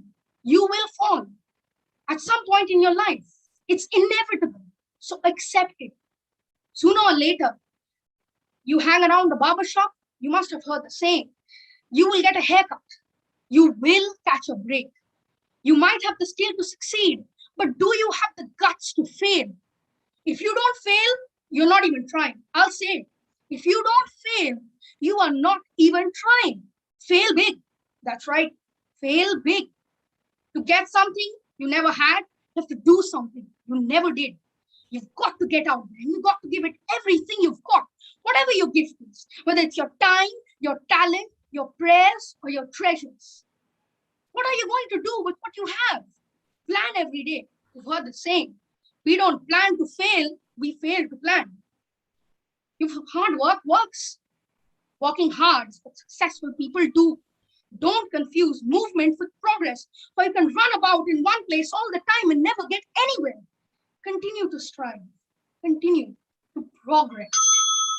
Be open to life, accept new opinions, and to be willing to speak even though you're scared stiff. Because the chances you have, people you meet, the faith that you have, that's what's going to define your life. So never be discouraged, never hold back, and give everything you've got. Fall forward. Thank you. Thank you, Ritogni. That was Ritogni Chatterjee, dear judges. Now we have our next speaker, Simran Siddwani. Simran, are you there in the meeting? Simran, please switch on your video and continue talking to me. I'll give you an indication, then you will start. We need to stream your video. Yes. Simran, just a moment. Can you adjust your camera a little bit? You know, a little bit down, you know, you can, yeah, that's better. That's better, I think. No, again, this is the way we want you to be, right? Okay, comfortable the way you're sitting? Yes, ma'am. So, yes, you can start now. Good morning, teachers, the judges, and the audience. My name is Simran Siddwani, and I will be delivering the speech Sir APJ Abdul Kalam gave, My Vision for India. I have 3 visions for India. In 3,000 years of our history, people from all over the world have come and invaded us, captured our lands, conquered our minds. From Alexander onwards, the Greeks, the Turks, the Mughals, the Portuguese, the British, the French, the Dutch, all of them came and looted us, took over what was ours. Yet, we have not done this to any other nation. We have not conquered anyone.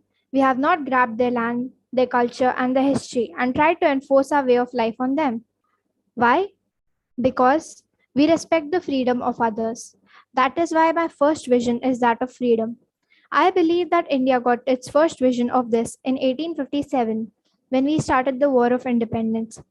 It is this freedom that we must protect and nurture and build on. If we are not free, no one will respect us. We have 10% growth rate in most areas. Our poverty levels are falling. Our achievements are being globally recognized today. Yet, we lack the self-confidence to see ourselves as a developed nation, self-reliant and self-assured. Isn't this incorrect? My second vision for India is development. For 50 years, we have been a developing nation. It is time we see ourselves as a developed nation. We are among the top 5 nations in the world in terms of GDP. I have a third vision. India must stand up. India must stand up to the world because I believe that unless India stands up to the world, no one will respect us. Only strength respects strength. We must be strong, not only as a military power, but also as an economic power. Both must go hand in hand. My good fortune was to have worked with 3 great minds, Dr. Vikram Sarabhai of the Department of Space, Professor Satish Dhawan, who succeeded him, and Dr. Brahma Prakash, father of nuclear material. I was lucky to have worked with all 3 of them closely and consider this the great opportunity of my life. I was in Hyderabad giving this lecture when a 14-year-old asked me for my autograph. I asked her what her goal in life is. She replied, I want to live in a developed India. For her, you and I will have to build this developed India. You must proclaim India is not an underdeveloped nation, it is a highly developed nation. You say that our government is inefficient. You say that our laws are too old. You say that the municipality does not pick up the garbage. You say that the phones don't work, the railways are a joke, the airline is the worst in the world, and mails never reach their destination. You say that our country has been fed to the dogs and is absolute pits. You say, and say. What do you do about it?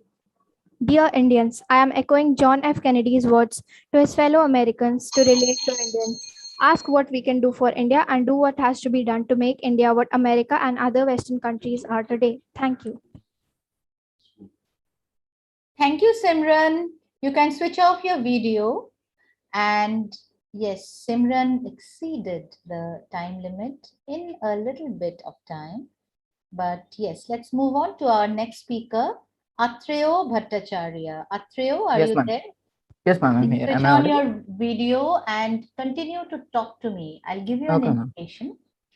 Okay. Yes, Atreyu. Yeah, you can Okay. start now. Please start. Good morning, judges. I, Atreyu Bhattacharya, am going to deliver a speech by Amartya Sen, the great Nobel laureate in economics in 1998.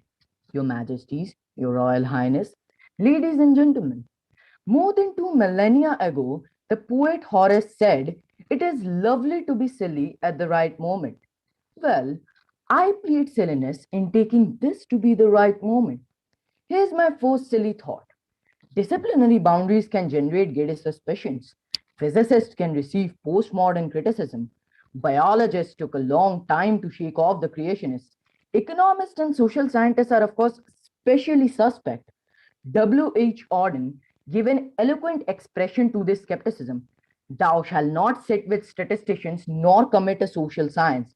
Well, we are reconciled to going on committing a social science, sitting in our lonely corner. But it is nice to be able to see what the others are up to on an occasion like this remarkable celebration of science and culture. In fact, I am privileged to have known as a child the great Bengali poet Rabindranath Tagore, who received his Nobel Prize in Literature in 1913, and whose achievements include, among many other things, the authorship of the national anthems of two different countries, India and Bangladesh. Tagore had set up an unusual school in Shantiniketan where my grandfather was teaching. I was born on the school grounds. The school aimed at offering education that was at once local and global. As Tagore put it, whatever we understand in human products instantly become ours, wherever they might have their origins. His universalist, tolerant, and rationalist ideals were a strong influence on my thinking, and I often recollect them in these divisive times. I believe that Chandrasekhar, the astrophysicist, who also originated in India, when he received his Nobel Prize in Physics, quoted a poem from Tagore in praise of freedom of the mind, where the clear stream of reason has not lost its way into the dreary desert sand of dead habit. Let me praise Chandrasekhar's praising of Tagore's praising the freedom of mind. Now, a seriously silly thought. From this, focus on open minded reasoning. There is much that economists too can learn. The subject stands to lose a lot from dogmatic beliefs of one kind or another. This is an invitation to replace analysis by slogans and to be guided by grand dogma, either of one kind or of another. We do need the clear stream of reason. What Tagore the poet and Chandrasekhar the physicist demanded, we need in economics too, for much the same reason. And that is the last silly thought I inflict on you today. Thank you. Thank you, Atreyu. Our next speaker is Shomojit Ray. Shomojit, are you there in the meeting? Yes, ma'am. Yes, ma'am. Okay. So, yeah, your time starts now. Good morning. Today I am going to narrate Netaji Subhash Chandra Bose's famous speech, "Give me blood, I promise you freedom," delivered in Burma to the members of his Indian National Army in 1944. Friends, 12 months ago, a new program of total mobilization or maximum sacrifice was placed before Indians in East Asia. Today, I shall give you an account of our achievements during the past year and shall place before you our demands for the coming year. But before I do so, I want you to realize once again what a golden opportunity we have for winning freedom. The British are engaged in a worldwide struggle, and in the course of the struggle, they have suffered defeat after defeat on so many fronts. The enemy having been thus considerably weakened, our fight for liberty has become very much easier than it was 5 years ago. Opportunity comes once in a century. That is why we have sworn to fully utilize this opportunity for liberating our motherland from the British yoke. Unfortunately, the great fight of 1857, our countrymen are disarmed, whereas the enemy is armed to the teeth. Without arms and without a modern army, it is impossible in this age. I deliver to you men, money, and materials. Regarding men, I am glad to tell you that I have obtained sufficient recruits already. Recruits have come to us from every corner of East Asia. The first phase of our campaign is over. Our victorious troops, fighting side by side with the Nipponese troops, have pushed back the enemy and are now fighting bravely on the sacred soil of our dear motherland. Gird up your loins for the task that now lies ahead. We must have the motive power that will inspire us to brave deeds and heroic exploits. It will be a fatal mistake for you to wish to live and see India free simply because victory is now within reach. No one here should have the desire to live to enjoy freedom. A long fight is still in front of us. We should have but one desire today, the desire to die so that India may live, the desire to face a martyr's death so that the path to freedom may be paved with the martyr's blood. Friends, my comrades in the war of liberation, today I demand of you one thing above all. I demand of you blood. It's blood alone. It's blood alone that can pay the price of freedom. Give me blood, and I promise you freedom. Thank you. Thank you, Shomojit. You can switch off your video. Our next speaker is Srija Chakraborty. Srija Chakraborty, are you there in the meeting? Am I audible properly? Yes, Srija, you're audible and you're ready to speak? Okay, so you can start now. Your time starts now. Very good morning, the respected judges and my dear friends. I am Srija Chakraborty, and today I am going to present before you all the memorable farewell speech of Sachin Tendulkar in 2013. My life between 22 years for 24 years. All my friends, settle down, let me talk. My life between 22 years for 24 years. It is hard to believe that that wonderful journey has come to an end. But I would like to take this opportunity to thank people who have played an important role in my life. It's getting a little bit difficult to talk, but I will manage. The journey has been special. The last 24 years, I have played with many senior cricketers. And even before that, there were many senior cricketers with whom I watched on television. They inspired me to play cricket and to play in the right way, thanks to all the senior cricketers. And unfortunately, I have not been able to play with them. But I have high regards for all their achievements and all their contributions. I want to thank all the people here who have flown in from various parts of the world and have supported me endlessly, whether I scored a 0 or 100 plus. Your support was so dear to me and meant a lot to me, whatever you have done for me. I know I have met so many guys who have fasted for me, prayed for me, done so much for me. Without that life wouldn't have been for me. I want to thank you from the bottom of my heart and also say that time has flown by rather quickly. But the memories you have left with me will always be with me forever and ever, especially Sachin, which will reverberate in my ears if I stop breathing. Thank you very much. If I have missed out on saying something, I hope you understand. Goodbye.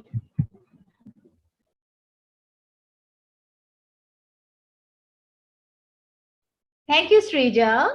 You may switch off your video now. Our next speaker is Agniv Prakash Bora. Agniv, are you there?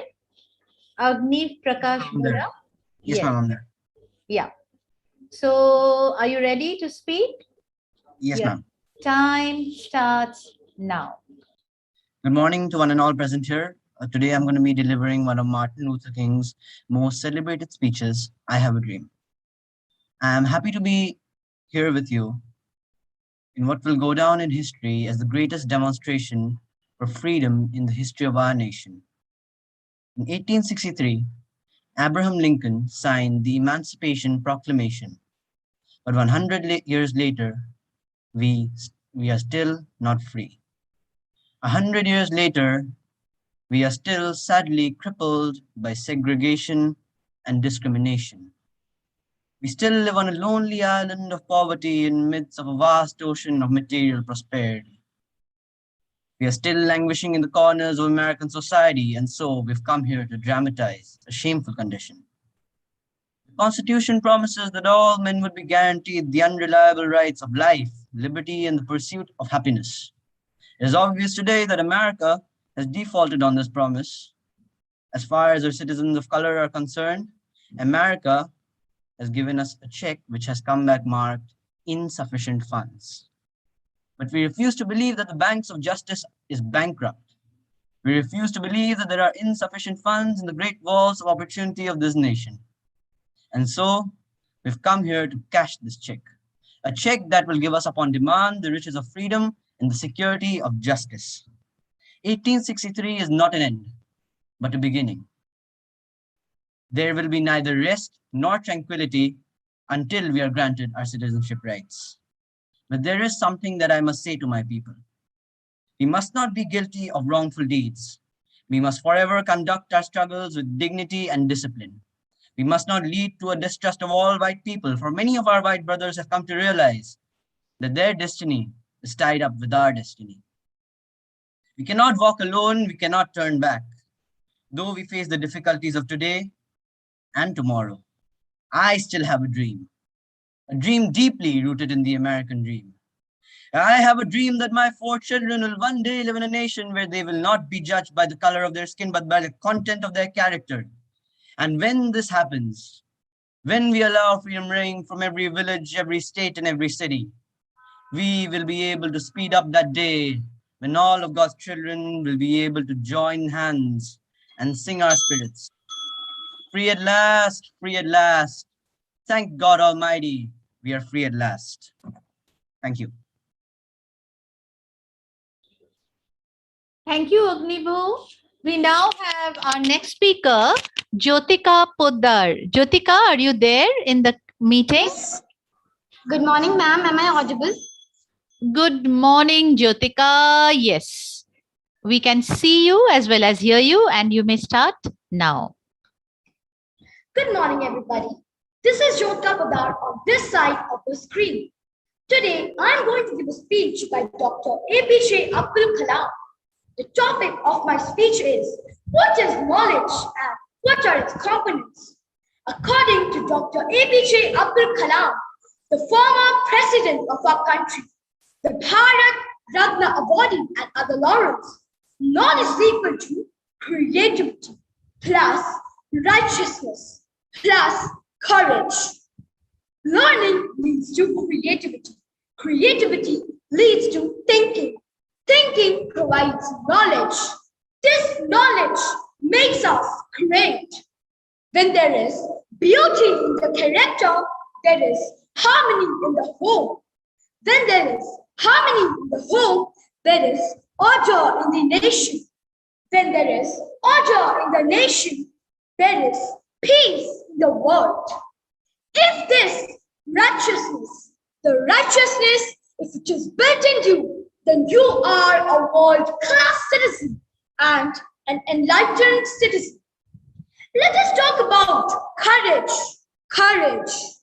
The courage to invent, the courage to think different, the courage to make impossible possible, the courage to travel an unexplored path, the courage to discover an unexplored path and succeed because of the unique qualities of youth. As a youth of our nation, we will work hard with courage to achieve success in all our missions. We will acquire knowledge with courage to achieve success in all our missions. If you acquire true knowledge with all its components, then you will be an enlightened citizen. Dear friends, now it is our turn to build the nation. Let us acquire true knowledge and move forward with strength and wisdom.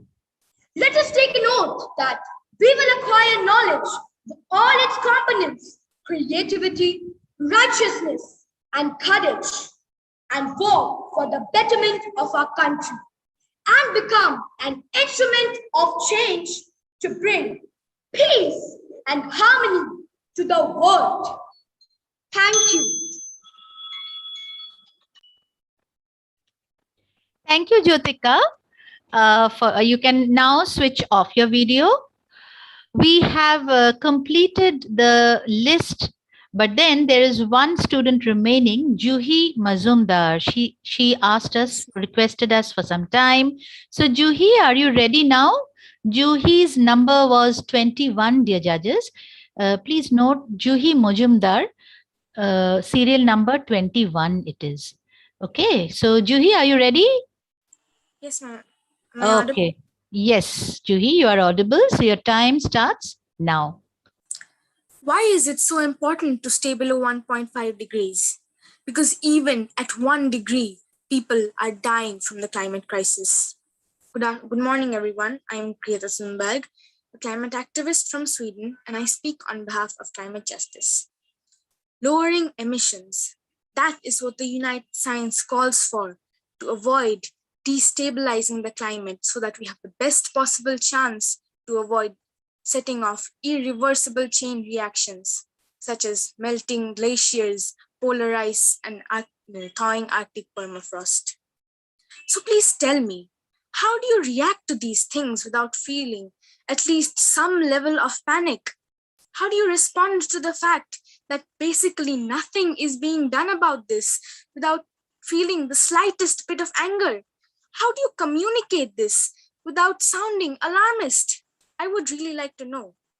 Since the Paris Agreement, the global banks have invested 1.9 trillion US dollars in fossil fuels. 100 companies are responsible for 71% of global emissions. The G20 countries account for almost 80% of total emissions.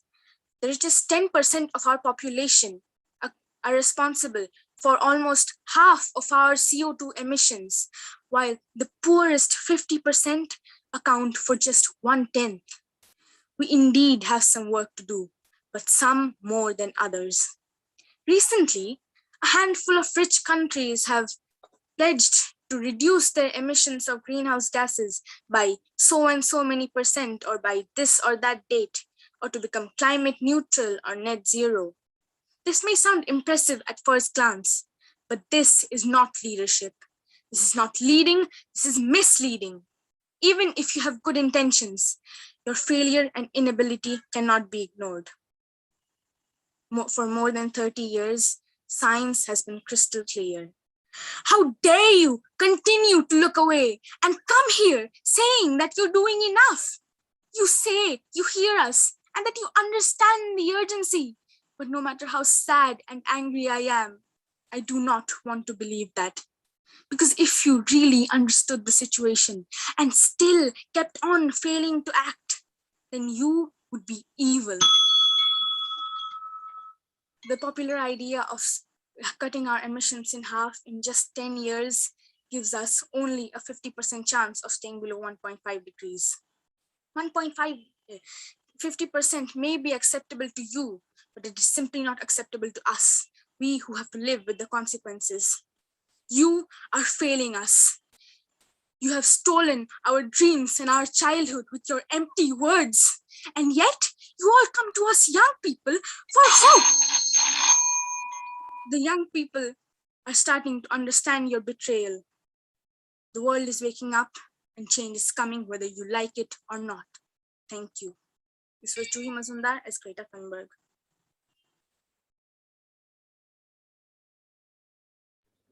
Thank you, Juhi. That was wonderful. And this brings us to the end of this declamation. And what a day it has been to watch the bright young faces and shining eyes speak out such inspiring speeches. And we got a chance to get drenched in inspiring thoughts. So, yes, we could have gone on and on, actually. We were so inspired. So, but then I would like to hear the opinion of the judges at this point. I would now like to invite Ms. Mitra Shom Shaha to kindly say a few words how our participants performed today. Well, first thing first, I was zapped. My children, y'all were mind-blowing. I wish when I was at your age, I spoke that confidently that you did today. So a big thumbs up to all of you. You all did very well. But then a little, with a pinch of salt, please take this compliment. I'm not an authority on this. English literature or anything related to that has never been my field of study, really. But yes, I have participated at different levels of debate competitions or elocution competitions. And the little that I know, my erudite co-judges will be in a better position to throw light on this. But as far as I understand that this competition has to be about recreating a very famous speech given on a public platform. So if that is kept as a primary condition, then some of you did not abide by that. Once again, I'm reiterating that this is not a final word, but that is how I look at it. Secondly, some of you all were so passionate about the way you delivered your words. Wonderful. You know that emotion is so important. And therefore, there is this one thing that I would like to, share with you. This is from my own experience of being on that stage and speaking. Always speak on a topic. Choose a speech with which your heart connects, because it is only then that you will be able to speak passionately. You'll be able to bring out that same emotion that probably Martin Luther King brought about when he said, I have a dream. So you have to connect with those thoughts, with those words deeply to be able to resonate it in the same way, or maybe even, multiply the same. As far as your eloquence was concerned, well, all of you all did pretty well, and some of you all were mind-blowing. Yes, English is a language. We no more speak the Queen's language. Every region has its own accent, and so do I. But at the same time, let's keep the benchmarks high. And I would like to urge upon every one of you, like when you are, speaking at such a contest, please put in an effort to improve the diction or the way you pronounce certain words. Once again, as I said, you might feel that, ma'am, even you have so much Bengali-sized accent, but that should not stop you from improving yours, right? Because after all, when you are participating in a competition like this, that matters. And while going through the performance of the competitors, one thing I have kept in mind is that this is a initial level of competition, and the winners from here will go to the national level. So definitely you will have to compete with students of all the other regions of our country, and therefore you too should bear that in mind whenever you are preparing, whether it was for this or it will be for that national level, the winners. So that much, and good luck to each of you, and a big God bless. Thank you. Thank you so much, ma'am, for your inspiring words. Yes, I would now like to invite our next esteemed judge, Professor Debolina Ghosh Das, to kindly say a few words how our students performed today. Professor Debolina Ghosh Das. Very good morning to everyone. Firstly, thank you to ASISC and the Calcutta Public School for giving me the opportunity, to be a part of such a wonderful program. And your children were brilliant, and they at least made me feel very nostalgic. I want to go back to school once again. Secondly, organizers, it was a commendable job. We understand organizing online activities are difficult. So it was great. It was an excellently organized program. So 10 out of 10 to all the members. Now for the participants, you were beautiful. But a few things. Firstly is a few of you have to work on your pronunciation, because this is a big platform and you are small, you still have time, but you have to be very careful about your expressions and pronunciation. And secondly, ma'am has already mentioned, but I want to repeat it, that you also have to abide by the rules. So a few of you haven't. Other than this, I'm very excited. It is very difficult to judge such a program because all of the participants, you were beautiful. Best of luck. Please, thank you. Thank you, ma'am. Thank you a lot for those kind words, and we appreciate you appreciating us like this. And our next judge, I would like to invite Mr. Oritrik Dr. Chaudhary to kindly say a few words on today's event. Good afternoon, and most of the things have been already communicated by my co-judges. I would like to really say that this gave me a heavy dose of nostalgia, because I was just recalling that in classes 11 and 12, even I had participated in the event. I'm from an ICC school, and then I went for declamation and creative writing. I qualified for the national level. So getting the prize back then, it was a big thing. So I understand how excited, how nervous each of you were. And even then, you people did so well. And you people are too young to be really told anything about it. You have a lot of time, a lot of scope for improvement. And I'm sure you will in your own ways as you unfurl in the future. I would just say one thing. T.S. Eliot says that immature poets imitate, mature poets steal. So stealing is the most difficult art. So few of you, when you keep your screens open and read out from there, we teachers know. So we can very well figure out if you're reading, because your eye movements say that, and that is the reason why we are teachers. And when we were students, our teachers knew. That's how it goes on. All right. So it's more easier, when you have a good diction. Of course, if you're chosen from your schools, you are the best, and that's why your school has sent you for representing them. So have confidence in yourself, have faith, and prepare yourself. When you speak spontaneously, the flow, as a ma'am was pointing out, the passion and the flow will be original, because half your focus gets diverted into reading things out. And so you lose the grasp when you do that. It's not about being honest or being dishonest. It's about being your best and being confident.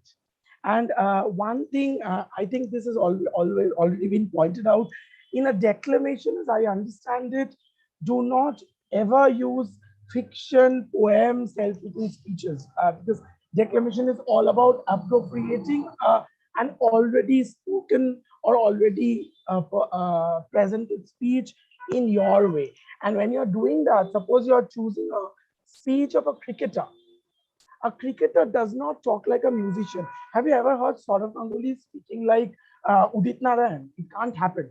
They have their own ways. So your presentation should cope up with the person's profession. So when you go for the junior level and the senior level, and then you go to college, I think these small inputs will help you grow as a performer. With that, I would end today. And it was really, really nice to be a part of this. Thank you so much. Thank you, sir, for your kind words. And I hope our students have also got the inspiration from you as well. We now have the vote of thanks by the Honorable Secretary of ASISC West Bengal and Northeastern States, Mr. Ranjan Mittal. Good day, dear friends. We have received an enthusiastic response to the regional declamation competition, and I'm so glad to see so many children from so many schools participating with the backing and the support of teachers, parents, and principals. So I also wish to record a deep sense of gratitude and thanks to Calcutta Public School, Bagwihati, for having decided to go ahead and organize this event for all of us today. It takes a lot of goodwill, a lot of time, a lot of energy, and a lot of enthusiasm to do that. Thank you very much, management and principal of Calcutta Public School. Thank you all very, very much indeed. Wish you the very best going forward. Good day, dear friends. We have received an enthusiastic response to our Dr. George S. regional declamation competition. And I'm so glad that so many children from so many schools are participating. Very, very happy indeed. I wish to also record a deep sense of gratitude to the principal. Yes. Yes. Yeah, that was the end of the video. And yes, the purpose, as we all know, the purpose of declamation is to inculcate in our students the skill of public speaking and the ability to address the audience. So I hope today's event, the sub-junior category of ASISC, West Bengal and Northeastern States chapter has done justice to this purpose of declamation. And thank you all, the organizers, the dignitaries, the invitees, and all of you who've logged in through YouTube also. I thank all of you for attending today's event. My gratitude to the entire team of organizers for providing me with this opportunity. That is what our Judge Mitra ma'am has to say. And thank you, ma'am, for your kind words. I would like to end the show for today. Thank you all for joining.